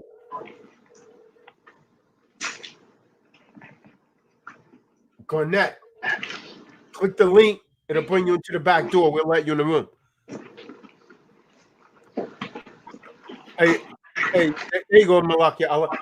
So, where did Ariah's father run? Yeah. I know. Yeah. So, yeah. My question to you is, who taught Ariah's father? Where did he learn? Where did he come out of? Ariah's father, from what I understand, is that he came from right. And about Bibbins, where did he come out of? The Commandment Keepers? What I'm saying is, Ariah's father claimed that the angel told him, like, Abba Bibbins. But first of all, Abba Bibbins definitely was the right rabbi under Wentworth Rucker. He literally gave him that position of rabbi. He made a rabbi. I mean, we know the scripture says that he called me rabbi. Come. Rabbi Ben Yamin. You know what I'm saying? The commandment keepers were Old Testament Israelite. And this conflict, because some brothers say that Mashai and Ariah and Yaakov came from Bibbins, but they actually was part of the commandment keepers. Bibbins left with Mashai, Ariah, and Yaakov. And by the way, Yaakov, the second in command, but he left the school and he put the son in church, which is out of order. How do you obey your father? What scripture is that? Yaakov is 30 years older than that. And he's prophet. So how was he over his father? But that's a whole other story. The commandment keepers, first of all, the commandment keepers have different names. They were called the Ethiopian Israelite Church. They were called the Moorish Zionist Temple at one time. Moorish Zionist Temple. So we have went through a lot of evolution. We have been Moorish before. We have been Ethiopians. When they say Ethiopian, the Old Testament Israelites will tell you Ethiopian does not mean you're Ethiopian. It means you're black. Ethiopia is a Greek word meaning black face. It does not always mean Ethiopian. Look at the Christian church. There's a Christian church called the Ethiopian Orthodox. But so-called black or white. Abyssinian Baptist Church. Abyssinian is Ethiopian. That does not make you a Cushite. That's just a name that, that's a name that they're supposed to like. So they were part of the Ethiopian Israelite congregation. They were part of the Moorish Zionist Temple, which the other Moors, they broke off. But we are the first Moors. The Moors are the Israelites. You know what I'm saying? So there's actual pictures of him and Bibbins and all. So Bibbins left with Ariah, Mashai, and Yaakov. And by the way, don't let nobody ever tell you this. All the Israelite groups broke off with Bibbins. And that and all that. What's his name? Ben Ami was under Bibbins. Yahweh Ben Yah was under Bibbins. They broke off with Chicago. That's why they, you know what I'm saying? That's been proven. You know what I'm saying? This is all under, actually it's under Matthews, but it still was with Bibbins. Matthews ordained rabbis all over the United States and in certain parts of the Caribbean and Africa. So, that can be proven. Brothers don't want to talk about that, but that happened. Bibbins and Matthews, what's his name? What's Matthews' teacher named Josiah Ford, who went back to Ethiopia and all that. And, he spent the Israelite congregations out there. So when it was ISUPK or whatever they call them, they were not the original group. They are actually the youngest sort of Israel. Every Israelite that came before One West came in 1969. There was Israelites back in 1869. They brainwashed your people. They brainwashed our people. So when I went to One West, they tried to say, we're the first group. We started this. Want to get rid of your cancer? Con. Yeah, what is Want to get rid of your cancer, your diabetes? ISUPK is one Gotta of the do it. anybody come from that, they're from the youngest group. They're not from the oldest group. So when your honor say 1969 and Kobe say 1969 and One West is the original like group, and they say that old. But when you come up to these things, you know, they just switch up and say, oh, we didn't say it was the original group. We just said we the first one to teach the truth. I'm like, thanks to man. Hey, you want to call in and speak your piece, man? The link's in the room. You want to Yasha Allah. Oh yeah, by the way, One West, what did you say? Repeat it again? Oh no, I was talking to someone in the room. Okay. They asked me, "Were we taking call-ins?" You can call in. The link's in the room. They say in 69. First of all, One West was started like 1912 something. Or 19. It started way before that. Because there's two One West. You gotta notice. Two One West. One West 125th and One West 123rd. One West 123rd is Rabbi Matthew's school. They just sold it to fake Jews now. You go to One West and you go 2 blocks up, you see One West 123rd. That was Rabbi Matthew's school. Now, when Ariah used to discourage brothers from talking to them. Because Ariah wanted to push that lie that they were the original school. And for the first one to teach the truth. So when these brothers walk by, Ariah would say, don't talk to them, don't talk to them. But they catch Ariah talking to them. Because they didn't want Ariah didn't want brothers to know his rules.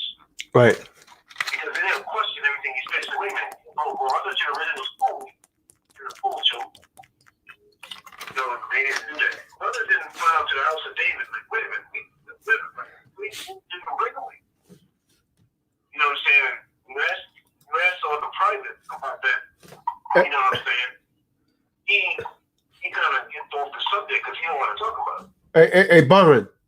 Hey, Shalom up. What happened? Byron Israel. I was talking to the brother in England. Okay. Yeah, obviously I can't see anything because when only time I show my face is when I'm not talking. But yeah. Hey. Yeah, So brother, how are brothers and sisters in England, responding to what's going on here in the United Snakes, slithering snakes of America? Yeah, shalom, man.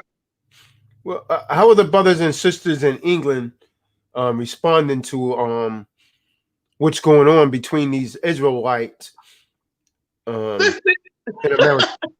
They following yous. Like I said to you the other day, brother. The saga, what Ariah created, is now gone worldwide. We got so you see what T-Doc and FOP is doing? What are they doing? How are they responding in accordance with that? Do they think that we're proceeding according to righteousness, or do they think that we should go Dr. Martin Luther King? Let's hold hands and get along, and that type of thing.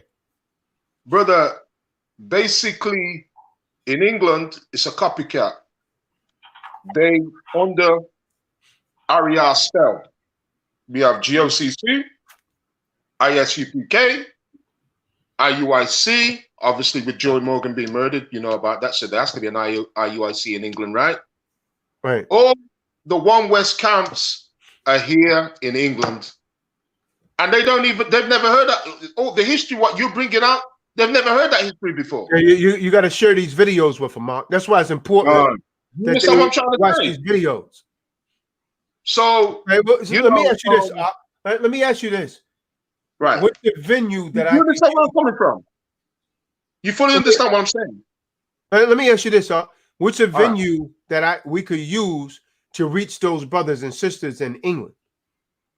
Right. Well, I can give you some of the leaders' phone numbers, and you can talk to them and get them on the show. They can watch these videos. They can watch these videos. Oh, I forwarded the videos to the brothers. Right. I forwarded. Sorry. So can you invite some of them to come on this platform so we can have an open forum discussion? Well, and see if we can get their minds right. Well, you said earlier on there's a code of silence. The code of silence is here in England too. Right. So when I mention, all right, then Zabak, we're not interested in the slandering. They think that you're slandering. You bringing them out, bringing out this, this information that, these people doing these sinful acts in the past. They're like, nah, we don't want to hear that. A person can forgive and repent. So hold on. They don't understand that this stuff is recent. They don't understand that. Right. You try and talk to them, brother. I send them the videos. I said, look, you need to go into the One West history. There's a brother from the States. He's breaking everything down. He's, people like Zabaku, like one brother was saying that I think he said Zabak is a prophet. A brother in England said that. That's what's going on. They learn everything from watching the blogs on YouTube. Right. They watch it, they study it, they say, all right, well, we're the people as well. Right. But they under a false doctrine. Right. But like what you're doing is breaking down the doctrine. They don't know about RES 2000. Year 2000, they don't know about that. Right. You know what I mean? A lot of them will come out to Christianity and say, well, yeah, I'm an Israelite, I'm God's chosen people. This is the One West doctrine. I'm rocking and rolling with it. Right. I don't want to hear no negative. It's a problem. Come on. The problem's bigger than what you think. This is like a virus. This is like the coronavirus going around the world. Yeah. It's a bigger problem than what you think. And this is the problem, you see, brother. Those guys there have manipulated, twisted things to their own advantage. They've then been boastful, put it on the internet for the fame. But guess what? People are watching it from Brazil, from England, from all these places, maybe in Africa. That's why we got to stop it, That's why we got to stop it, man. You got a job and a half to do, brother. They got a lot of blood on their hands, man. They judgments is coming to these men for this, man. You understand? Do you understand how, brother? If it wasn't for, say, IUIC and that, I wouldn't be talking to you. But you're telling me that what IUIC, because when I first came into the truth, I never heard about this. Ironically, there was a person who was talking and say, all right, you're going to learn. You wait, in 2 years' time, right, as you keep studying, you're going to learn the truth about what happened, right? I said, no, I'm an Israelite. I'm from the tribe of Benjamin. I'm rocking and rolling with that all day, every day. Right. When I learned, I was shocked.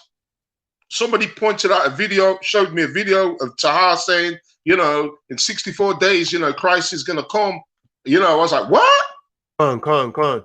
It's a false prophecy. And the Israelite and the One West Israelite grew from that. IUIC was formed from that. I never knew that. It's deceit. Yeah. It's a false doctrine. This thing is bigger than what you're thinking, brother. Now you're seeing the mess. It's like a coronavirus spread in England. People are waking up. They don't want to hear no negativity. They're like, well, no, I'm an Israelite and that's it. Tahar, Zabak, they ain't interested in any of that. They're like this. You know what? I'm an Israelite. I believe in the 12 tribe charts. Mexicans are Israelites. That's it. It's set in stone. Yeah. It's a problem. You know the reality, but the world doesn't know the reality. Yeah. Yeah, and we're getting a bad deal over here. I don't know if you know, but the so-called government is starting to crack down on Israelites because of the picture, the pictures that they're actually, painting in the streets. Too late. It's too late, brother. It's gone. Right? They can crack down in America. They're going to crack down in England. There's Israelites in Israel. Yeah, I understand that, but what I mean, they're targeting him, man. They're right now. They're trying to pass public policy to stop them from teaching on street corners. I think it's too late. It's The clearly too late. them already got a ticket on it. You know, they went into court and they lost because they don't know how to present themselves in court. But brother, didn't Johanna win a court case and he was bragging and boasting about it? Remember that? Well, I mean, that was pretty much a given. You see what I'm saying? That was a given. But they got a disturbance of the peace, which should have been easily won. You see what I'm saying? If you just knew a little bit of law. Right. You know, he was bragging and Like, boasting. you don't understand. Some of these Israelites, they've been to jail a lot. No, not that, you know, anything's against it, but some of them are criminals. A lot of these people you see in a lot of these camps, they was hardened criminals. Yeah. Oh, yeah. Robbing people, and so on and so forth, you know? Right. Yeah, and you know what the situation reminds me of, you know, because, you know, I was listening to you just before I first came on. And remember, I always go to, like, remember Malcolm X? Yeah, when Malcolm X was a Muslim, right? He was a Nation of Islam. And I said to you, look, is this Israelite movement turning out to be like the Nation of Islam? A false doctrine, false people putting themselves in positions, and now, you know, somebody's gonna leave America, and then it's all gonna be exposed. Maybe Ben Ami was the person who's exposed. You know what I'm saying? Because Malcolm X, when he woke up and when he went to Mecca and he saw, you know, different nations and everything, he realized that, hold on, I was under a false doctrine. What happened? They killed him, right? In Islam, along with the FBI, they killed him. They're like, oh, this brother's too big. It's a problem. You know what I'm saying? This One West thing is a huge problem. But how are you going to start? How are you going to start IUIC? Look how big IUIC are. I got a quick question. Back to the original. Do you know of any other platform where we can best and most easily reach the Israelite brothers and camps in England? You're at? Leave that to me, brother. Right? Because where am I? I'm in Birmingham. I'm just near Birmingham, right? But I know that the major camps, at least two of the major camps, GMS and you're not going to reach them. You're not going to reach them. You're not going to reach GMS. No, no, in London. Yeah, I mean, it doesn't matter where they are. That's a certain vibe. I could immediately tell. That's what I said to you, brother. There's that code of silence. That code of silence. Yeah. What you got? I can immediately tell someone's in GMS. All they have to do is say, within 20 seconds, I could tell someone's in GMS. Just how they teach, how they speak, how they dress. Within 20 seconds, I could determine that. Right. And I'm hit you with something, right? I'll tell you what Tahar does to people, right? When people join GMS, you know what they do? Tahar tell people that you got to confess everything. You got to confess all of your sins, right? And so those brothers come in, it was like, if you don't confess all your sins, the Lord's not going to be with you. So they tell everything. And so they may tell some things that they don't want the public to know. And then once they're in it for a while and they see a lot of wickedness going on, a lot of those young men want to leave. But when they try and leave, Tahar to tell them, if you leave, we're going to tell that you might have been a homosexual, that you might have been involved in a crime. So they won't leave. That's how they lock them in. That's how they lock them in. Wow. That's what's going on in Israel, man. Right. You see the problem now, brother. You see this, you know, this One West thing is out of hand now, right? Because they put it for the fame and try to be internet superstars, right? You know, the 12 tribe chart, you know, if you're from such and such, you know, you're from the transatlantic slave trade, you're an Israelite. You know, people are jumping on it. Look at GOCC. Like I said to you, I went to a GOCC congregation, right, to see a couple of brothers. You know, I saw a white guy in there, dressed like how you, fringes, everything. Polish man. He's a Polish man. He wasn't an Englishman. He was from Poland. He's saying, look, you know, I'm a Gentile, but I want to rock and roll with you guys. I'm going to cleave. I'm cleaving to Israel. Yeah, I mean, that's a known fact that Elder Rakar allows that. He even allowed them at the feast days. But do you know that he was taught by Yohanan? Yes. Yeah. You know, Rakar's in England regular. Rakar, who's the Asian looking dude? Is it Rabar or Gabar? Who's his right hand man from GOCC? You know the brother. Boya? I used to be there. It was Elder Gabar. Oh, Gabar. What the hell is he anyways? What is his nationality? Gabar, I believe, Jamaican. He ain't no damn Jamaican, man. He might have been born there. He ain't no damn Jamaican. Oh, you talking about the New York cat? Oh, I think Puerto Rican. I'm thinking of the other guy. Yeah, the New York guy. Yeah, I think. I think you're talking about Boya, huh? The one that no, it was Gaja. My bad. The Gaja guy is the guy from Jamaica. The Gabar is the New York cat. I believe it's Puerto Rican. It's some type of Hispanic or Latin, but I thought it was Puerto Rican. What do you mean Gaja? Who's that? It's a Jamaican guy. You talking about Goya? No, that's the guy that that's the dark skinned guy. Then you got the guy that look white. I don't know his name. Right. There's one guy, he looks kind of like Indianish, you know. I know.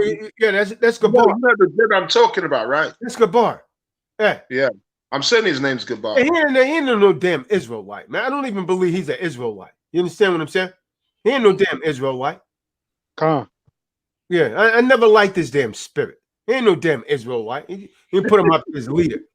I tell you straight, man. I never liked this damn spirit, man. Yeah, I was banging on GOCC for years, man, since back 2013. Then here come the house of David. Nah, you got to do something with Tazadaq. He shouldn't be. Now stay in the spirit. Spirit bear witness. I said, ain't no damn Israelite, man. He ain't no damn Israelite. You see what I'm saying? Spirit bear witness. Spirit bear witness. Man, he like a damn Irishman. I admit, because if you know anything, because I study like genetics also. And so when Edomites don't know, when they have red hair and all of that, that means somewhere in their descendancy, there is someone that's melanated. When you see an Edomite with freckles, they don't know that. But when you study genetics, freckles mean that there's somewhere in the descendancy, there's been someone that's melanated. You understand? That's where it comes from, because it's scientifically, biologically impossible for them to produce color. You understand? And I'm not being insulting. It's just a fact, right? Right. It's a fact. Right. So they're as a result of two Jakes coming together and both of their recessive genes meeting. That's what albinos come from. You dig what I'm saying? Yeah, that's right. When you reproduce two albinos, the genes become weaker and weaker. You see what I'm saying? And that's what happens. So those are recessive traits. That's all that is, man. Right. Albinism. So, brother, what do you think then of that scoffer, that critic, Vocab Malone? You know the white dude. He's attacking Israel. Yeah, he's just another Edomite, man. I wouldn't even entertain it. He wants to shut it down. You see what I'm saying? He knows that people are of the devil. You see what I'm saying? Yeah, he's been doing that for the damn energy. But you know what? He's the worst up. It's not what you think of him, because he's the damn devil that the Bible speaks of. It's what you think of them coons that run with him. Right. Because he's getting a lot of information. Right. He's getting, somebody's feeding him information. Yeah. It's the Israelites, though. It's the Israelites feeding them the information. They keep Israelites, debating with them. IUIC, Israelites, their left organization, run right over there because they got their feelings hurt. Then they run to the enemy and empower the enemy. And then just like all the history of the One West, how does he know that? Because the Israelite is telling him. Israelites do it. He didn't know that. All the Israelites were telling him. They sit there arguing, and then Sakari argues. They used to argue with him all the time. They used to debate with him all the time, like literally all the time. Right. Sorry. Because, because I heard that he's wrote a book on the Israelites, right? He's wrote a book on One West. He's obsessed, man. He's obsessed. Yep. He's obsessed, and they shouldn't even give that bastard any damn energy, man. It's coons that's coon walking with him that they need to deal with. You see what I'm saying? There's going to be accountability for these damn coons that's been selling out and been going to the other side. You're not going to be able to come back, man. When you have a righteous nation, you're not going to be able to come back with, boy. And we're going to deal with your ass like a traitor should be dealt with. Because those are treasonous acts. When a man go to the damn enemy and feed him all kind of damn information, that man right there is a threat to his whole damn nation. And you're going to have to deal with a damn snitch, with a damn coon, how he's supposed to be dealt. It's the only way to root that, man. There has to be kind of fear factor saying, listen, if you do this, we're going to deal with your ass, man. We're going to deal with you. You understand? You can't come back over here because in the end, the Lord tells you in the book of Isaiah that every man's going to return to his own people. Isaiah the 13th chapter. Right. Every man returned to his own people. So them coons over there, guess where they're going to try to run back, man, when this thing breaks out? They're going to try to run back over here, man. And you know what's going to happen? You know what's going to happen? They're going to fall at a lot of their own brother's hand. They're going to fall at their own, but you can't trust a man like that, man. He sell you out once, he'll sell you out again, man. There's too many of them selling us out any damn way. Come on.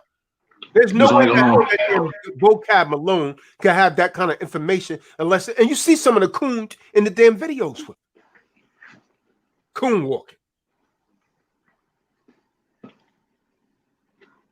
So there's no way, man. He would have that information without them giving it to him. Yep. He gathered all that information because of Israelites. Everything he got. And GMS, they go back. They say, "Oh, he could be. You could be an Israelite, brother." Yeah, they tell him he could be an Israelite. That's simple as hell. So I mean, that damn One West doctrine. That is a hell of a drug, man. They say Christianity is a hell of a drug. That damn One West doctrine. That is a hell of a damn drug. They can't break away. It's an epidemic, bro. It's an epidemic. Yeah, they can't break away from it. They can't let it go, man. This is also, you got to understand, brother, this is all some of them have, man. They don't have a life without this. They don't have a life. This their lifeline. Yep. You cut that off, that's all. That's your foundation. Well, if it was a lie, you need to grab your damn gonads and say, you know what? I got duped, man. You got to eat that and say, I got duped. But I'm going to be man enough to walk away from this now that I know the truth. Most of these dudes can't do this, man. They can't do that. Their whole foundation is built on lies, bro. Yeah, a lot of these men came to One West is because they had nothing else. They tried Islam, it didn't work for them. So Church. One West. A lot of these people that came out of that, they was in the Nation of Islam first, man. Or they was like me, following that damn Dr. York's madness. You understand? I used to go to that damn community in Brooklyn. I knew it was off then, man. In order to sleep with your damn wife, you had to go to a damn green room. Doc was sleeping with men's wives back then. How come Polite don't tell that? He was violating men's wives back then. You had to get permission for Dr. York to sleep with your own damn wife. He was violating all of those men's wives. And they can't even call me a liar, men that was back there in the day on Bushwick Avenue, man. Now, yo, liar, man. Ain't this nigga used to be a part of a music group called Blue Magic? Right. Yeah, well, he was putting some magic spell on y'all asses, bro. Yep. Yep. Unbelievable. Listen, you got so much insanity going on with a lot of our people in this nation. And a lot of cats is too damn scared and to address things that need to be addressed. Too much damn evil going on, man. Why y'all cats are so afraid? What you afraid of, man? Instead of you being afraid of the Hamashiach and the Most High, you afraid of man. What you showing the world? What you showing your people that's coming up in this thing? You showing your people that you are not qualified to be a leader. Since you claim you one, a leader going to lead by example. And then you got to make examples right now. Some of these niggas, what they out here doing. Period. Point blank. No excuse. Call their ass out. Get in their ass. Make no excuses. Bring it to the table. But see, now you got too damn much favoritism. All these men in these camps, they got too damn much favoritism for certain men. I don't give a damn about Zabak. All right? If Zabak doing wrong, I'm going to call that nigga ass out. Period. Point blank. Zabak ain't shit. All right? Period. Who the hell is Zabak? Who is all these niggas in these camp leaders? All these camps. I'm going to ask all of your questions. Who the hell you niggas think you are? You ain't nobody, nigga, in this world. You ain't never been nobody. You think because you read some scriptures, nigga, you became a general? Think you niggas become, cause you read some scriptures, nigga, you became the greatest thing on this planet? That's what you think? Wake your black ass up, nigga. And understand the Lord gave your ass a chance, but you niggas done went too far with it, bro. Way too far. And I ain't scared, and I'm gonna let them know right now, man. I take it to the court. I'm a slam dunk your ass, whatever it take to bring your ass down, whoever it may be. I'm doing it, and that's straight talk. Don't like it, nigga? Too bad. I don't give a shit what you don't like. See what I say here? People's life on the line, the souls of our people on the line daily, bro. You know what I'm saying? And you ain't got no business, and they ain't got no business playing no games with nobody. All right? Like I tell Zabak to his damn face, nigga, if you did some shit to me like that, and I heard about it, nigga, your ass wouldn't be breathing tonight. And some nigga gonna be mad at me for saying that. But the same nigga that be mad at me, if that man did it to you, you probably do the same damn thing that I would do. So don't get mad, nigga. Just tell the truth. Unless he's a beta male. Hell yeah. That's right. Yeah. There's a strong. Those are the only ones that be mad at that. Beta males. Man, but here's the thing. They always want to use our forefathers as an example, right? Let's use them as an example. The wickedness that we do now, what the hell you think they would have done to you? We know we can't stone nobody's ass to death, all right? We know that. But what would they have done if you have committed these crimes that some of y'all do now? You already know you would have been dead meat. Dead meat. You would have been out there messing with some young girl, and would you not been given permission by that girl's parents, your ass would have been gone. And you know it. So you think just because we in a Gentile rule that we got to let y'all ass off the hook? Hell no, bro. Not me. I ain't doing it. And none of these brothers on the panel, we ain't doing it either. All right? The hell with favoritism, bro. That's what I'm telling y'all asses right now. If a man is wrong, his ass is wrong, and y'all need to say something about it. But since what I'm seeing are all you men in you camps, you niggas is a bunch of bitches. Straight bitches. That's what you are.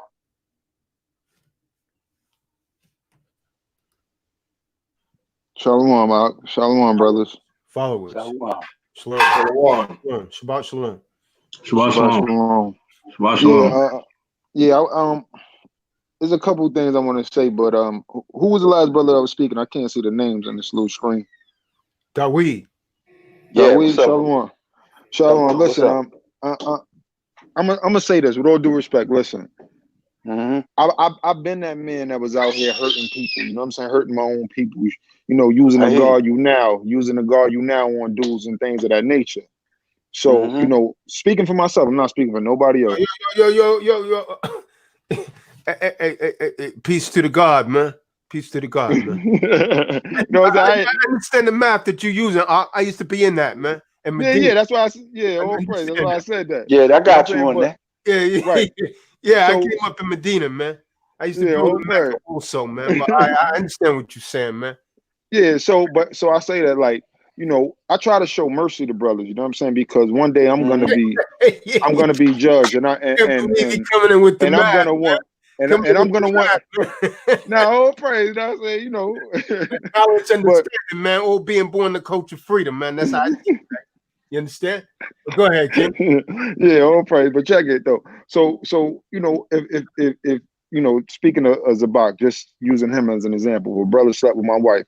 There's two things that we gotta understand. She's not your wife anyway. If she can let a man get in between her mind first and then her legs. Number one, and then secondly, I try to show mercy to a brother because, like I said, I know what it is to have court in the streets.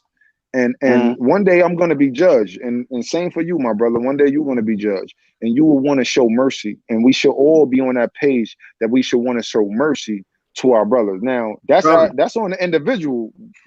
I'm not going to say, yo, you bugging for the man that chose to deal with the situation the way he chose to deal with it. But I will always say there's another option, and that option is called mercy. So you know, when we look at scriptures in its totality, we understand that the so-called Old Testament, they dealt with judgment. And then when we see Yahushua coming, he's dealing with the mercy factor, if you will. You know what I'm saying? To showing that we can display mercy to each other. So, you know, I'm only speaking for myself because I know all the wickedness that I portrayed in my lifetime. And I have to make a conscious, plausible effort to try not to be that way anymore, to try to extinguish a problem before it happens, to try to give a brother a pass, because it's so easy to hit somebody in the head with a bat, but it's hard to walk away. Check this out, King. Let me just cut you for a second, man. I got a precept. Nah, it's all good. You got it, bro. In compliance with that, right? Book of Proverbs 6:34. It says, "For jealousy is the rage of a man. Therefore, he will not spare in the day of vengeance." So what that's talking about is when a man violates your woman. You understand what I'm saying? All sanity. This is where even in Esau's system, right? They call some crimes of passion, man. Right. You walk in the home and he's seen some man in bed having sex with he might lose it for a second. You see what I'm saying? Because murder, it has to be premeditated, right? But when you act without thinking, I don't know, I just lost it. You see what I'm saying? It's kind of like what they call out of a body experience. Like you just purely acting off a rage, man. I'm gonna deal with that issue right there. Then you be like, later, damn, what have I done? That's the rage of a man. You understand what I'm saying? Some things, you ever just got in a situation, you ever hear about a situation, right? A woman's driving a car, the car turns over, and her child is in that car. Out of nowhere, this woman gets like unsurmountable strength to be able to get that child out of the car. And she trying to get that again later. She don't know how in the hell she did that. You understand? That's just acting out of pure instinct and rage without thinking. Because if you think about it, you might not have been able to even do that. You see what I'm saying? So I just wanted to say that. I understand what you're saying, but I agree. Like that, man. Connor, let me also add. Yeah, let me also add to that. You said you were using, Zabak as an example, and everyone, under Mashiach does deserve mercy, but Mashiach's mercy never came without the condition of repentance. Never. Correct. Never came without repentance, and the reason why we're going at it so hard is because he has not repented, and he did 4 times, bro. 4. He's done this 4 or 5 times, and he just recently. We're not just talking about past incidents. They ran this Negro out of California, man, because he violated another man's woman over there. No, I'm aware, and again, I'm not making no excuses for nobody. I'm just speaking to the one brother, who made the statement. You know what I'm saying? So no, check it out, bro. I believe in the mercy factor, bro. but the nigga went too far. You ain't talking about like one time. This nigga did this several times. So when does mercy run out? Right. You feel me? While in a leadership position, trying to teach people to do the opposite of what he's actually doing. I appreciate it. Let me tell you, understand it this way. You from the streets, right? You from the streets, right, Paul? I understand. Let me ask you this. If you was moving some of that poison that you was moving, right? And I came up short on your money, right? I came up short on your money. Taking it back to the streets, right? One time you might give me a pass, right?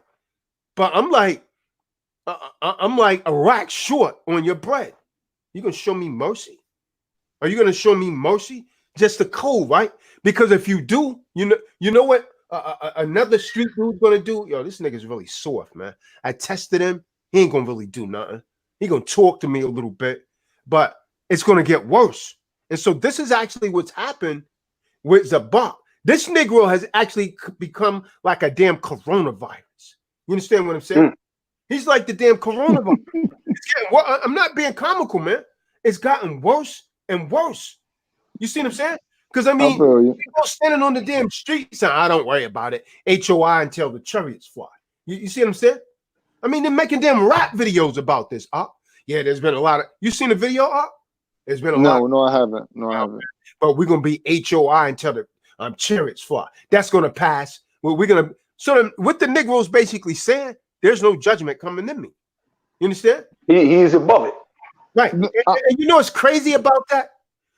The dude, that blind damn dude, right? That they call him sight. Out of sight. Praying and trying to damn repent. Because he don't realize that's a damn curse of the Most High where you're blind in the first place. You should be praying and fasting. You understand what I'm saying? Because that was a warning. You understand what I'm saying? That was a warning. Your condition, because remember what was said in the scriptures? Was this man born blind because that he sinned or his mother sinned? And then the answer was like, no, he was born blind so that the Most High could show his powers. That's a curse right there. Understand that. That's a curse. Any kind of affliction, any kind of infirmity or anything like that is a curse coming for. That's judgment on someone. Understand that. That's why I don't feel sorry for those kind of people, man. When you see Down syndrome, because I understand the word, I understand that that is judgment of the Most High. And see, they call it in the system Down syndrome. In the Bible, they call it an unclean spirit because that's what it is. But go ahead, No, I agree. Thank you. I got a now again, go ahead, you got it, my brother. This is 2 Samuel chapter 23, verse 3. The God of Israel said, "The rock of Israel spake to me. He that ruleth over men must be just, ruling in the fear of Yahweh." All right. So, when you set yourself up in that position, I hear what you're saying about the mercy. And that's true, bro. That's true. But you commit adultery and you're doing all kind of things and you're supposed to be call yourself ruling over men, or you're the chief priest, or whatever you want to call yourself. If you're doing that and then you still out there teaching and you want somebody to have mercy, no, you need to step down, move up, just move out the way you can and just fall back. But he ain't fall back. Even a woman called it an act of adultery. Remember when they had up the stones and Hamashiach said, "Let he who about to sin cast the first stone." They dropped the stones, but he said something to her that people don't like to talk about. He said, "Listen, sin no more. Go your way and sin no more," because that is the judgment for it, right? I'm gonna show you mercy right here, but if you do it again, death is going to be dealt to you. This is about 4th, 5th time. Niggas still doing it. It is stole from the treasury, got away with it. Using brothers and sisters' money to fly from California to New York. How you afford that? He don't have a job. I never knew that man to have a job. Now, again, my brother, I'm not making no excuses, and I'm not making no excuses. What brothers is doing is 1000% correct. You know what I'm saying? We need to speak out against any wickedness and straight cheese. So, you know what I'm saying? But you know, far as, you know, seeing a man's lifeblood come out of them, that's something else. You understand what I'm saying? Like, you know, I'm, you know, T-Doc, I heard you say you was in the military. I was 88 Mike. I was in the military as well. I've seen lifeblood come out of people, man. You know what I'm saying? I don't want to be part of that no more. You know what I'm saying? And I only can speak for myself. You know, you understand what I'm saying, brothers? Like I trust me, bro. I done did all manner of wickedness, and then I did half of it and saw the rest of it. You understand what I'm saying? So I don't want to be partaking in that. I want to practice being a righteous man and casting righteous judgment as well. So what you brothers are doing is righteous judgment. I don't disagree with that. You know what I'm saying? But when it come down to sending the man off to have a conversation with Yahweh Shai in the flesh, so to speak. No, I mean, not that, you know what I'm saying? He's the Rodney King like ass whipping. You understand? And make sure he doesn't do it anymore. He needs to. You need, and that's what we need, man. We need like an Israelite drop squad. That anyone ever see Spike Lee's movie, The Drop Squad? No, I never saw that. No, I ain't see that. There was Nick. You guys need to check that movie out. Old movie by Spike Lee, right? It was coons that was like violating, right? And so the drop squad would actually go around in a van and throw a hood over their head, throw them in the back of the van, and beat the living crap out of them. Take them into a star chamber and just beat them until the whole mind state was actually altered. It was called the drop squad. Then if they beat their ass almost to the point of death, they would just drop them off somewhere. Look for that old movie, man, by Spike Lee, The Drop Squad. If the Negro repent, there's no more discussion. Right, come on. But the man ain't doing that. The man violated how many women? 5, 4? I mean, all right, 1 is excusable. 1 is excusable if the nigga repent. But multiple times, man? No. Hell no. All bets off the table, bro. It's yo, listen. Out. Why? It shouldn't be even a one time. Like that's. We know that, but I'm saying that it shouldn't have been no times at all. Right. But one time is excusable. But when you keep doing the same repeated offense over and over again, man. Listen. You know why I'm coming at him the way I am, man? Because I'm trying to save this nigga life from the Lord destroying his ass on the real tip. Be real with it. If we don't warn this nigga and tell him to stop doing this, the blood will be on our hands because the Lord said you had your opportunity to tell him. Like Ezekiel. And you didn't. And that's what we doing. Trying to tell the man, cool it. Repent. But he don't want to listen. He too damn hard-headed. You got certain men in this walk, they think they're above the next man. Ain't nobody above me. I ain't above nobody on this panel. But certain these niggas think that they had these little titles. You ain't got no power, man. Over some weak-minded ass people, you got power over. But in this world here, you ain't got nothing. And some of these dudes need to learn that, man. And they gonna learn that damn thing the hard damn way.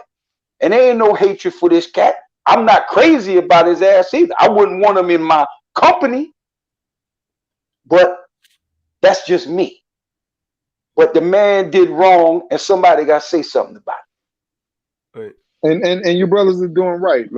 Again, like I said, when I first got wind of all of this stuff, the first thing I asked Taza Doc was, I don't know if you remember, brother, but I actually read it on your comments, like, yo, can you show the evidence? And he was like, yo, I'm gonna pull out the evidence, and all praise to the Most High, you brothers definitely brought out the evidence. So I'm in 1000% agreement. You know what I'm saying? And you know, I don't know, like you brothers got history, you brothers know these brothers and whatnot. I don't know these men. You know what I'm saying? So it's no sweat of my back to say, yo, these dude, get y'all act together, act right. And they should not be leading a congregation at all, you know. No, not at all. You know, and to those of you who haven't seen the movie, I dropped the link in the room. You can watch it. Okay. All right, Con. But let me hit y'all with this vocab Malone thing, man. Listen, there is no debating with white supremacists, man. The days of debating with white supremacists is over with. Like we don't partake in conversations with them. We don't argue with them. We don't try to teach them, enlighten them. Them days is gone with. When you prove that all people are white supremacists, suspects. until you prove otherwise. So that goes for Chinese, black, white, everybody. You're a white supremacist until you prove otherwise, period. Because white supremacy is not it's not a race, it's an ideology, it's a religion. And like you said, brother, the etymology of religion, not what the world has made religion, but the etymology of religion meaning restraint and confined. What is it about, you know, as they call Hebrew Israelism, right? That's what they calling it now.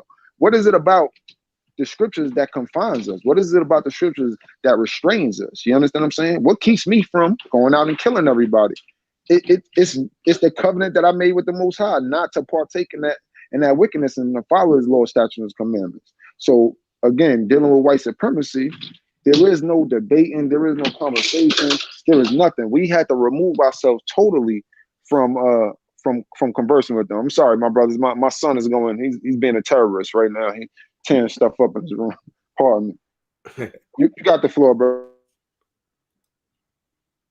Go ahead, Yowana. You got anything? Anyone got anything? No, it's just a couple things I wanted to land me back on. The first thing, I don't have a personal relationship with Zabak, but I met him before when they had the summit in Detroit. No, actually, I saw him at the one in Chicago. But I heard the brother say it himself. Is no way he's going to stop teaching in the streets.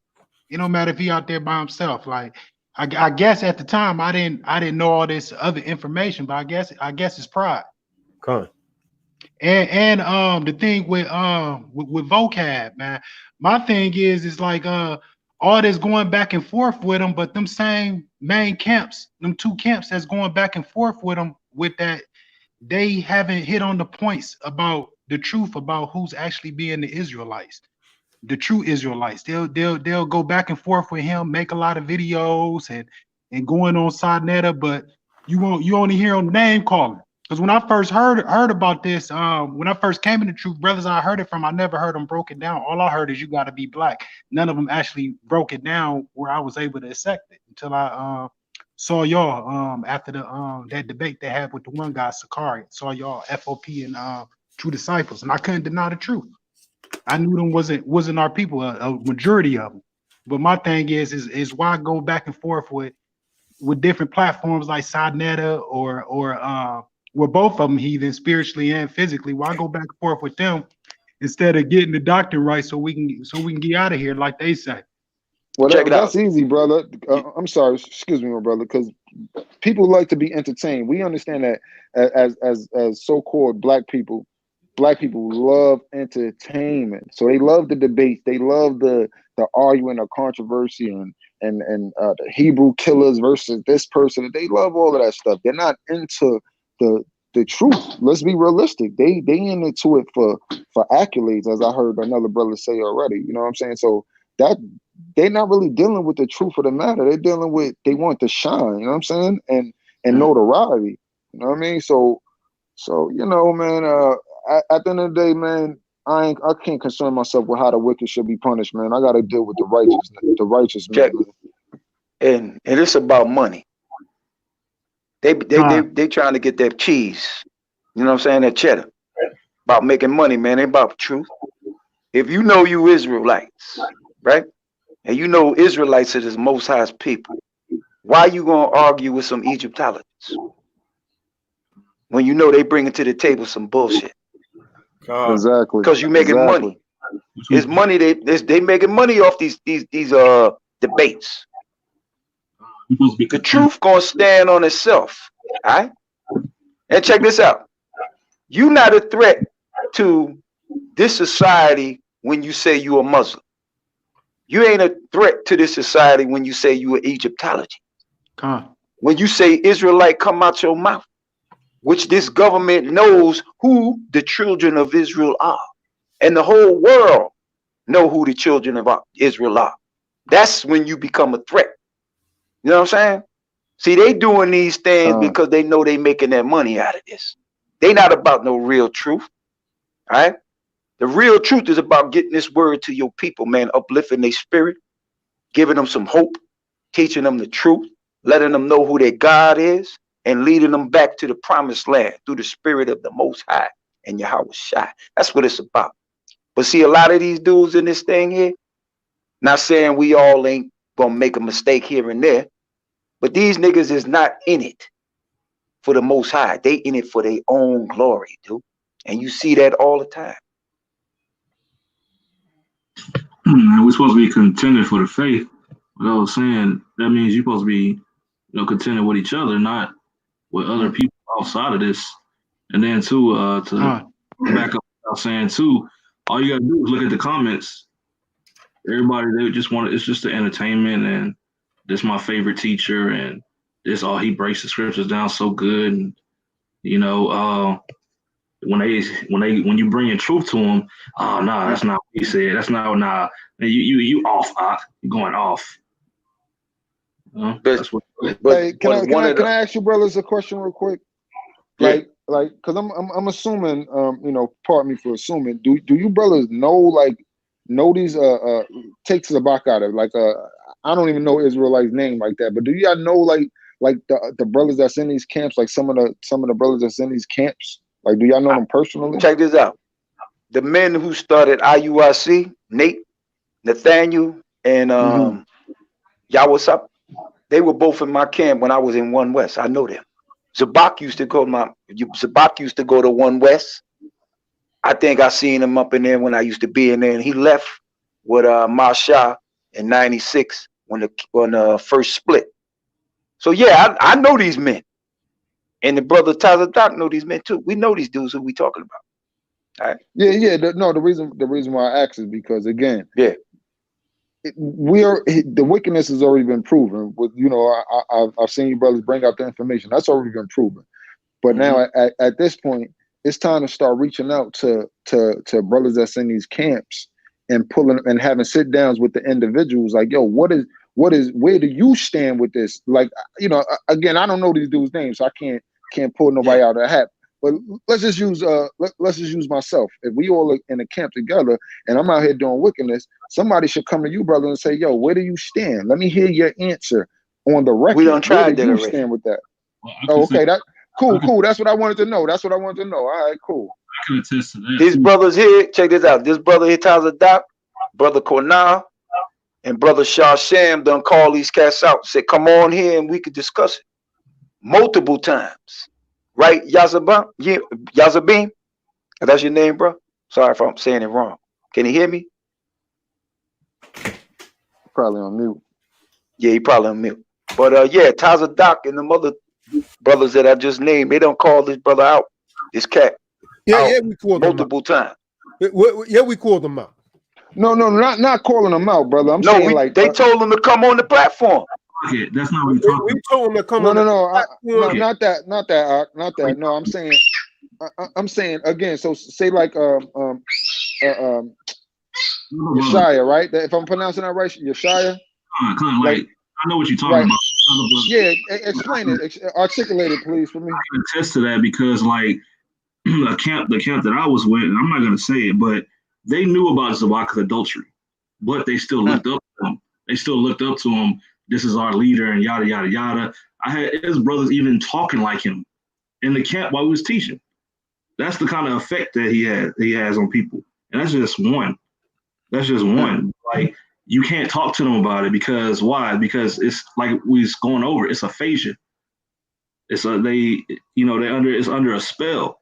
They under an illusion. Yeah, exactly. Yeah, right. let me do something. So what most people don't get, I've been knowing this dude for a long damn time. I'm talking about 90, 96, 97, right? See, what most people don't know, me and that damn Zabak used to be in a damn camp together, right? Me, him, and the brother, the Levite brother could still bear witness to this. Ben Lawyer, you remember? Yeah, I know Ben Lawyer. Mm-hmm. Yeah, Ben Lawyer was the elder of that camp. I could see then there's a bot wanted to be the. We used to meet at Ben Lawyer's place on Ocean Avenue. I used to live right down the street on Church in East 34th, man. And I could see a spirit on Zabak way back then, right? So we go out and teach on 34th, right in front of Herald Square, and in Union Square sometime, right? Man, I used to watch these dudes going in the store, violating the Lord's Shabbat, going and buying damn sodas and all of that. I said, hold on, because it's Shabbat. going to, oh yeah, well, the law understands and all of this. Man, how come you ain't bring a damn drink out here with you? You see what I'm saying? And so I had around 2003, I had moved to Las Vegas for about 3.5 years. And this is when things got real crazy. When I had moved down there, this is when the discomfort I had came on the damn scene. When I got back to New York, Zabak had his own school, his own camp, should I say, right? Ben Lawyer was no longer dealing with it.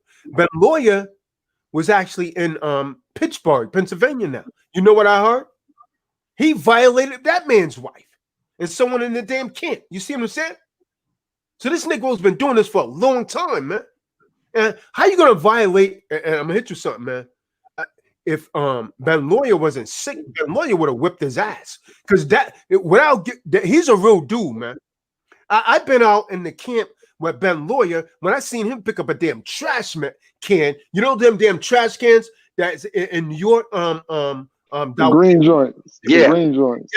Yeah, the green joint. Yo, he picked one of them up and slammed it. Edomite was popping off at the mouth. Yo, he picked that up and hit that damn Edomite on the back of his neck and left him there on the damn sidewalk. We had to jet out of there that day, man, and get on the damn train. Yo, if he said he was going to do something, he would do it, man. He would do it, man. Real talk. And I'm into something. A lot of men in Israel didn't like him, man, because he would call them out. He called out a lot of men, man, in Israel. They didn't like that. Yo, when I had came back from Vegas, I was with IUIC for a minute. I'm talking 09 now, right? And so, man, don't you know Ben Lawyer would stand outside, man, across the street and tell Nate, I'm gonna get you, man. You know you going off. Nathaniel Gallagher. you going off. I'm gonna get you. I mean, Ben Lawyer would just be out there calling him out, man. Nate played like the innocent role. He was like, Nate, you know you going off, man. You know you was never knowledgeable like that in the school. And he called everybody out, man. And so they didn't really like the man. I seen him call a lot of people out that a lot of people right now in this day and time think that are just men. But Ben Lawyer had the outside scoop, man. He didn't try and cover up. He was one of the men that told me, yo, man, stay the hell away from One West. Them Negroes going off. He used to call it 1945 madness. You see what I'm saying? 41. 1941 madness. Remember when the school burned down over Al Sharpton's building? Because I think that was the Most High right there. When Al Sharpton's building burned down, that damn school burned down also. So then they stored to the meat on Fifth Avenue. 1941 madness, as Ben Lawyer was calling. He's like, they're going that. Man, they was calling Frank Sinatra and everybody damn Israelite. Bruce Lee, a damn Israelite. Now he couldn't fight like that. That's a who doing, bro? Who doing, man? Yo, I heard Tahar said John Travolta was an Israelite because he could dance. Yeah, right. Another white man taught him how to dance, bro. Danny Terrio. They went to hell. Taught John Travolta how to dance, man, for that Saturday Night Fever. They went off, man. They said John B. John B. was an Israelite. And he clearly a cracker. Said it, showed his parents and everything. He said he think Conor McGregor. Because he said because how he act, because he wear the jewelry, he got a Jake spirit. He probably said Justin Timberlake is a Negro. Come on, man. Yep. That's what they say. That's what they say. That's Robin Thicke. Robin Thicke. Yeah, Robin Thicke. It's sick, man. That's sick, man. Like his brothers they gravitate. I've been around. They gravitate. It was gravitating toward that. You know that you don't know. See, but I'll hit you with something. Now, that kind of stuff is not funny to me, man. It's not me. To heart, man. I take this to heart, and it becomes very insulting because they're misleading a lot of our people, man. And the stuff it angers me, man. I'm telling you, man. If there was no law, I would be walking up on these men whipping their asses, man. I would literally go to them. I told Canuck, man, yo, man, when this nigga try and set up posts, we need to go out there. You understand? We need to go out there and shut it down, man. Cats don't really want to roll like that, man. So we ain't got to do nothing. We ain't got to put no hands on them. Just go out there and shut it down. Shut it down asked this man on camera. So let's go out there with a live camera and confront this dude and ask him, why are you still teaching when you commit adultery? When he try and teach, we tell him, why are you teaching? Did you not commit adultery with so-and-so's wife? See how the Negro respond to that, man? That needs to be done. That definitely need to be done, brothers. Like and right. That's definitely, if a brother don't wanna come and sit down with brothers, then you know, however you gotta do it at that point. You know what I'm saying? Like I said, I'm in Arizona, so I'm a million miles away from Graceland, man. So you know what I'm saying? But the long and the short, that's what all brothers need to do. Brothers need to go run down on them, you know what I'm saying? And cameras out and have a discussion right there on the spot. And because a brother can't deny that he committed adultery. The other brother, I don't know his name, messing with the young girl, bro. You can't deny that, man. Yeah, you know what I'm saying? Jacob. Same thing with the Salakia. Same thing with the camps that wanna unify and have unity camps and still don't want to speak up against it. They must be for it. When clearly you can ask them, like, are you for it? Because I think a lot of them know. Not so much a unity camp. What we need to do is run up to Zaria. He's standing out there with a damn Spanish man. We need to go to him and say, let me see your damn birth certificate. You're an Israelite. Let's see your descendancy. Let's see some descendancy. Let's see a picture of your father and your mama. Right. No, I was meaning the ones that affiliate themselves with the camps that's doing this wickedness. God, I can agree. I can attest to that too. Because like I said, I don't really know. I don't know these. I've been around these guys. I've been around all these people. And, you know, we doing unity. They doing unity camps, which is just nothing but a show anyway. It's nothing but a show. We used to go up there to DC, do unity camps and doing all that crap. And I'll give you an example. It was, you know how Zabak always got that jug out, right? For money. Brothers don't agree with that. Don't work. God, a lot of brothers don't agree with that. Brothers in the camp, we wouldn't agree with that. I was like, shit, we should say something there. Oh, nah, this is not. We've been doing that since the damn 90s, man. Yeah. Since the 90s. But here's my point, though. Brothers was like, nah. And brothers didn't like me because I would open my mouth and say something. I would say something. They would bring scriptures to me like, hey, you got to get the love of the congregation and stuff like that. I'm like, but the scriptures say, if you see something, you're supposed to rebuke it. Come on. You know what I'm saying? And what scripture say I got to go broke for you? You know what I'm saying? But you know, like that's what it was. Like, cause I was real. I'm not a talkative person, but if I see something that's kind of messed up, I'm gonna be like, after all, I'm gonna say something. I have to say something. No doubt. You know, that's just what it was. But brothers wasn't agreeing with certain things, but they wouldn't say nothing. They wouldn't say anything. They just keep that. Hey, Dawid, do you remember Big Tawad Rakar?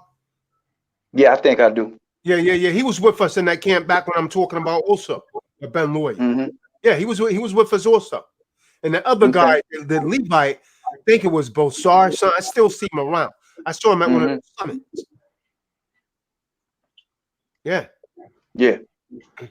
Yep. Yeah, I definitely remember Bon Lawyer. Yeah, no doubt. I remember him. Clear. Check it out, my brothers. There is no unity if I'm out here sleeping with brothers' wives. If I'm out here messing with a little kid, a little girl. There is no unity. You understand, right? A child, a baby. There's no unity if I'm out here doing wickedness and y'all brothers are standing next to me. That's not. Where's the unity in that, man? That's destruction, straight cheese. There's no unity. That's just straight up and down destruction. Right. So check this out. These men want the prestige, right? They want the prestige. They want the accolades and shit. My question to their ass is this, man. Yo, listen, you claim y'all want to be the leader. Y'all want to be in the leadership role. All right. Step up to the plate and be a leader. Do what a leader's supposed to do. Take that responsibility on your back like Hamashiach did. All right. That's what you need to do. Oh, you said something key. They want the fame and prestige, but the thing is, they getting that, like, especially like young brothers coming up. Like, I'm a younger person coming up. I came into the truth around 2015, 2016, and so I'm not an older. I'm 27. So there's a lot of younger brothers I've seen these brothers. Like I told you, there was a brother in the camp literally talking like Zabak. Like they look up to mimicking him. Look up. He was mimicking him. He was don't even talk like that. He was mimicking him, and like I was like, bro, I said, bro, what you trying to sound like Zabak for? Oh man, he started laughing. I was like, damn, shit.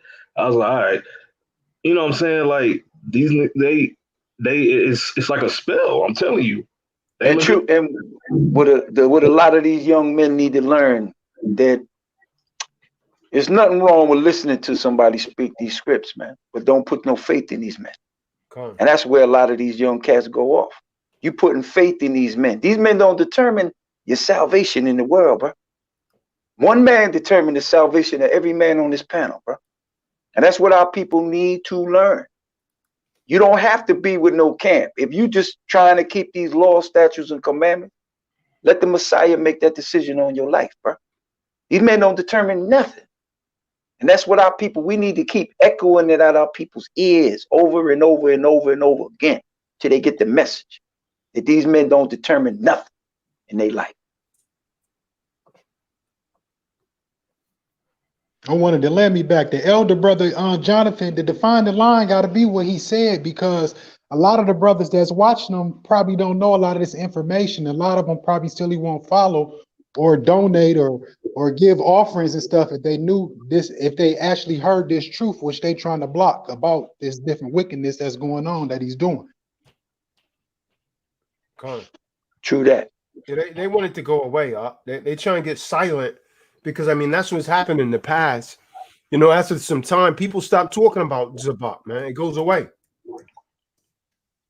So then he's able to continue in his folly. I guarantee if everybody stand up and say, hey, nigga, don't be out there teaching no more, he'll stop.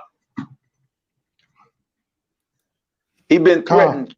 He been threatened, man. That's why the Negro came back to New York.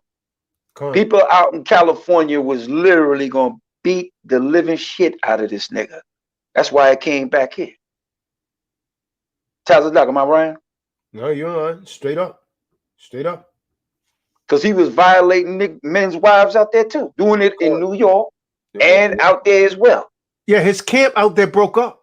I know one of the brothers that was on his camp, man. Their camp out there broke up because he violated a man's wife out there.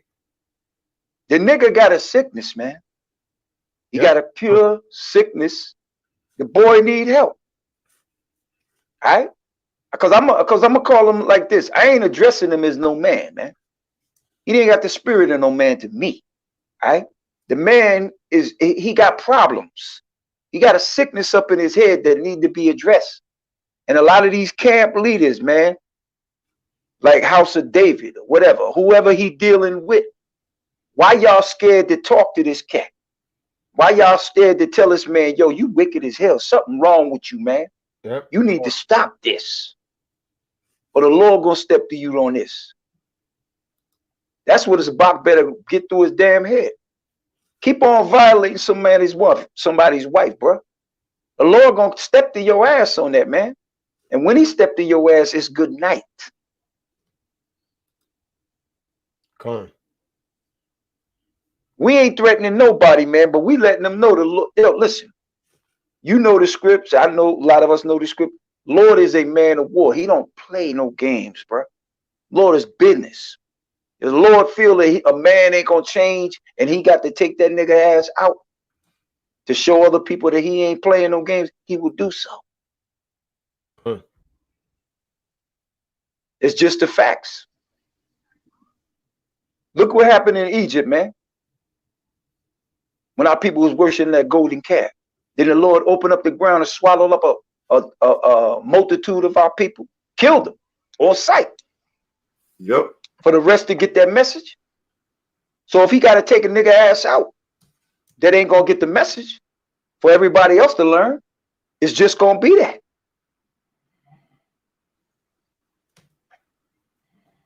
Same thing happened to Aaron's sons when they offered up strange fire. The Most High swallowed them up with fire from heaven, and then the Most High sent the other elders to go minister on Aaron because they still had to continue to lead the people. It's just like when you read Ezekiel, the 9th chapter, verse 4. What the Lord say in the script? He gonna kill utterly old and young. That's not my saying. I ain't said it. It's straight up in the script. So if a man being perverse to this level like this man here, and he keep on doing it until the Lord's return, what's going to happen to him? Going to be dealt with, man. No doubt. See, a lot of people in these camps, in these congregations, you make these men who they are. Yep. You make them that way. And you make them become boastful. Like the nigga that's claiming to be the God sent comforter. I know the nigga personally. Damn near got in a fight with his ass up in the school. All right? Because he was disrespecting me. And I wasn't having that on my watch. All right? Like this brother here tells us, Doc, I ain't met this brother yet, but we live in New York. We gonna hook up. I'm gonna show him respect, and I know he gonna show me respect. All these ox on here, we talking right now. We got all respect for each other, man. A lot of us ain't even met each other. Everybody on this panel don't think they better than the next man. See, that's what the problem with these cats is. They think they on that level. What level you on? Name one of them niggas that walked on water, bro. Like the Messiah. Name one of them men that healed somebody. Call a demon out of somebody, bro. Like our Messiah done. I feel you. That I tell you this much. That's where I draw the line, man. Like all the peace talk, the peace talk go out the way when dudes start calling themselves the Messiah and the Holy Spirit and the Comfort and all of that. Yeah, that's right. That's when I gotta become violent. That's when you're gonna meet the old me. Like so, at some point you do got to draw a line with the wickedness. But scriptures say I don't know if you brothers familiar with that one scripture. I want to say it's in 1 Corinthians 16:22, anathema maranatema, meaning let the curse be upon his own head. So, a lot of times that's what we got to do to these people. We got to allow the curse to be upon their own head. Not to say, and we got to continue to keep, letting the people know, man, that this man is a wicked. This man is a adulterer, a rapist, a murderer, a child molester.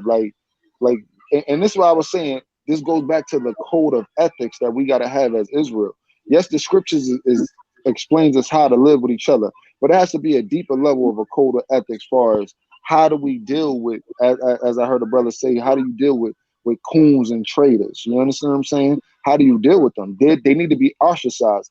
And there is no more covering up men's wickedness. You understand what I'm saying? There is no, we need to have a code of ethics where that is just taught to our children early, that you don't cover up. A dude on the corner selling drugs, that ain't your brother. He's destroying our people. A dude out here robbing people, he's not your brother. He's destroying our people. Right. That's not snitching. Snitching is exactly what is going to the white supremacists and saying, hey, we trying to do a movement, X, Y, Z. That's snitching. You going to tell police that this man is out here robbing and killing people? It's not snitching, man. You understand what I'm saying? That's a trick of the adversary. And that's why I said we need to be truly codified, and we need to truly be codified and understand. You ain't coming to my house if you done shot somebody, if you done robbed somebody, raped somebody, committed some type of crime. You're not coming to my house and I'm gonna protect you. Bro, my mom, I learned this from my mother. She said, yo, if I ever find out you selling drugs, I'm calling police on you. And trust and believe, bro, I was more afraid of her finding out than police finding out I was doing anything. You understand what I'm saying? Same thing to me, man. The problem the thing that need to be done now is stop making excuses for their ass. That's it. Indeed. No excuse no more, man. He that justified the wicked. I just wanted to let me back, just bringing that out, and just more to occupy, especially the newer brothers. It just put more fear, just like the scripture says, where they wouldn't want to go off. It put more fear to the Most High, seeing somebody get dealt with like that, and seeing the wickedness. It's like that's why you gotta. Oh, I'm sorry. Excuse me. No, go ahead. Go ahead. That's why Taza Doc, what you were saying, you got to run down on these camps and ask a brother standing next to him, yo, do you agree with this man having adultery 4 times? Because then he eliminates himself right there from the nation. Right. You're not eliminating anybody. He's eliminating himself. Yeah. And you got to ask each individual brother, where do you stand you know, whoever, the young brothers, where do you stand? This man committed adultery 4 times. Where do you stand? Do you stand with him or you stand against the wickedness? That's it. And if a brother don't, I don't care Yeah, who that's it right. is, bro. I don't care who it is. It could be my own brother. I'm not standing for that. I'm not standing. I once told my brother, yo, bro, I'm not standing for no more wickedness. Like them days is over. You understand what I'm saying? So it don't make a difference who it is. So that's how we got to move from now on. And this is part of getting codified.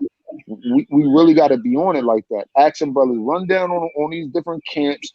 Bro, do you stand? You know, I know brothers don't probably agree with IUIC and IUCPK and all these other brothers. But yo, how do y'all feel about this? Because y'all brothers gonna have a barbecue, a picnic, a summit, and invite these same men there. Then you excluding, you're part of the problem when you're doing that. You know what I'm saying? There is no when a man rapes The a woman, wicked always gonna protect the wicked, bro. Exactly, and that's my point. So dudes got to exclude themselves. You know what I'm saying? It's already known that you brothers is already excluding yourself from the wickedness. So we got to find out who else is going to stand for righteousness, or you're going to stand for wickedness. And if you're going to stand, you stand on that side of the mountain, man. You go over there and deal with it. But that's all I had, my brothers. Yeah. I think I'm about to shut it down, man. It's getting kind of late. Not really, but yeah, it's the Shabbat. Go ahead and shut it down, man. Thank everyone for listening. Anyone else got anything else? Oh no, I'm gonna say this. I dropped my number in a private joint for you brothers, man. You know what I'm saying? There's some things I wanted to discuss with brothers that I can't discuss over this, over this platform. So you brothers can lock me in, man. I would definitely like to converse with some of you brothers whenever y'all get the chance. I see you right there. Yeah, I got you. I'm gonna put you in my phone. Yeah, definitely, my brother. All right, Shalom. I'm gonna say Shalom, man. Thank you for the opportunity to let my voice be heard. Same to you, bro. Shalom. All right, shalom.